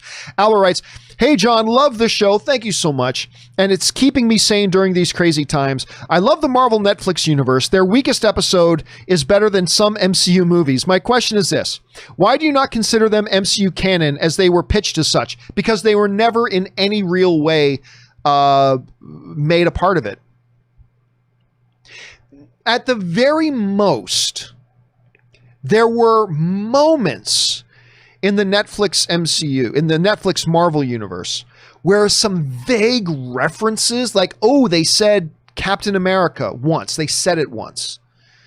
Oh, a newspaper article hanging on the wall behind one of the guys has Hulk downtown talking about the event. They refer to the incident. Ooh, but it was never in any real way shown that these were actually practically in the same universe. It was implied a couple of times very thinly, but let's put it this way. If they were in New York, like the one couple of episodes in, say, Luke Cage, where Luke Cage is taking out cop cars. He's in New York. He's destroying cop cars and stuff like boom, boom, boom. You don't think one of the Avengers shows up? You don't think it catches you don't think it catches Nick Fury's attention? You don't think part of that gets on? The fact of the matter is, there was never any practical, real connection ever shown. Like, for example, in Agents of S.H.I.E.L.D., there was practical application of crossover shown. Nick Fury shows up in Agents of S.H.I.E.L.D. The movies never reference Agents of S.H.I.E.L.D., but Agents of S.H.I.E.L.D. would actually have Nick Fury popped up. Lady Sif showed up. The Asgardians are constantly mentioned, and all this kind of stuff. Not to mention, it stars Agent Coulson, who is in Avengers, right? So there's actual, physical, tangible, real connection shown between. It's not just theoretical. The Netflix MCU shows never had any real practical connection to the MCU. The MCU never referenced anything that happened in the Marvel MCU. And other than the odd, vague, very obscure, very subtle hints, they never showed any practical application or any practical connection between the MCU movies and them. So no, at the very maximum, they are theoretically in the same reality. But they were never practically in the same reality. And I think that's a very important distinction. In theory, they were. But in practicality, they weren't. Agents of S.H.I.E.L.D., in very practical ways, was connected to the MCU. It was shown very practically many, many, many, many times. In the Netflix MCU shows, they never were. So that's why, while I loved a lot of not all of them, but I loved a lot of the Netflix Marvel stuff, particularly Daredevil and Punisher, I thought they were great. I don't ever really consider them part of the MCU. In theory, they were, but in practical terms, they were not. All right, Sam Buffalo Studio Design writes in, and this is our final question of the day, which is good. We're getting close to 3 hours. All right, Sam Buffalo Studio Design writes, Doom Patrol, are you into it? Oh, God, dude, I've talked about Doom Patrol many times. I love Doom Patrol. I flexed the wrong muscle is one of the greatest moments in television history. It's from season 1. I flexed. Those of you who've watched Doom Patrol, you know what I'm talking about. If you haven't watched Doom Patrol, you have no idea what I'm talking about. But I flexed the wrong muscle is simply one of the greatest moments in television history. Anyway, great character building. Show is kooky as heck, but reminds me of Stranger Things mixed with The Boys. Score is great as well. I don't think it's anything like The Boys, and I don't think it's anything like Stranger Things. The best way I know how to describe when people ask me about The Boy, or when they ask me about Doom Patrol, I say, imagine this. Imagine the narrative structure. If story and a show was a house, imagine Shakespeare is the architect and Kevin Smith from Clerks is the interior designer. That's the best way I know how to describe it. It's Shakespearean structure with Kevin Smith sensibility, interior design, and flashes and nuance. It's crazy. It is some of the deepest character building storytelling you're going to find on television. At the same time, it's some of the most bonkers and crazy, ridiculous stuff you'll see on television all at the same time. If you have not watched Doom Patrol, you absolutely must. Like the 3 really key best superhero stuff on television. Doom Patrol, in no particular order, Doom Patrol, The Boys, and Umbrella Academy. They are, I believe, the 3 best comic book based things on television right now. They're all incredible, and they all have season 2 about to drop for all of them, which is amazing. And they're all completely different from each other. Umbrella Academy is very unique and different from Doom Patrol or The Boys. The Boys, very different from Umbrella Academy or Doom Patrol, and etc. They're all great. And if you're not up on all 3 of those, I highly, highly, highly recommend you go and get on those first seasons, because Doom Patrol season 2 is already launched. I believe they're 3 episodes in now to season 2, but go and watch Doom Patrol season 1, go and watch Umbrella Academy season 1, go and watch The Boys season 1, and then let's all enjoy the fruits of season 2 for all of them. Anyway, all right, guys, that will do it for today's installment of Open Mic. Thank you so much for being here, guys, and making this show a part of your day. Special thanks to all you guys who sent in the questions for 2 reasons. Number 1, you gave us great fun things to talk about. And number 2, you supported this channel while you did it. And all of us here on the YouTube channel, thank you guys very much for that. Don't forget, the John Campea Show actually returns on Monday. So come and join us for that. But we're also going to do an open mic on Saturday, just so you guys know. And if you guys, this is how you always get a question in for those of you who are wondering. You go to the tip link that's in the top of the description of this video. So if you go to this video's description, the very top line is a tip link. You can just click on it, or you can put it in manually, streamelements.com/movieblogtv/tip. And if you can start sending those in anytime, and your questions will be one of the first that's answered on the next open mic, which is, of course, this Saturday. So if you start sending your questions now, your questions will be amongst the first answered. And again, we thank all of you guys who have supported this show. And thanks, guys, for being here. That will do it for me for now, guys. My name is John Campea. Thanks so much for being here. Be smart, be safe, take care of yourselves, take care of the people around you. Until next time, guys. Bye-bye.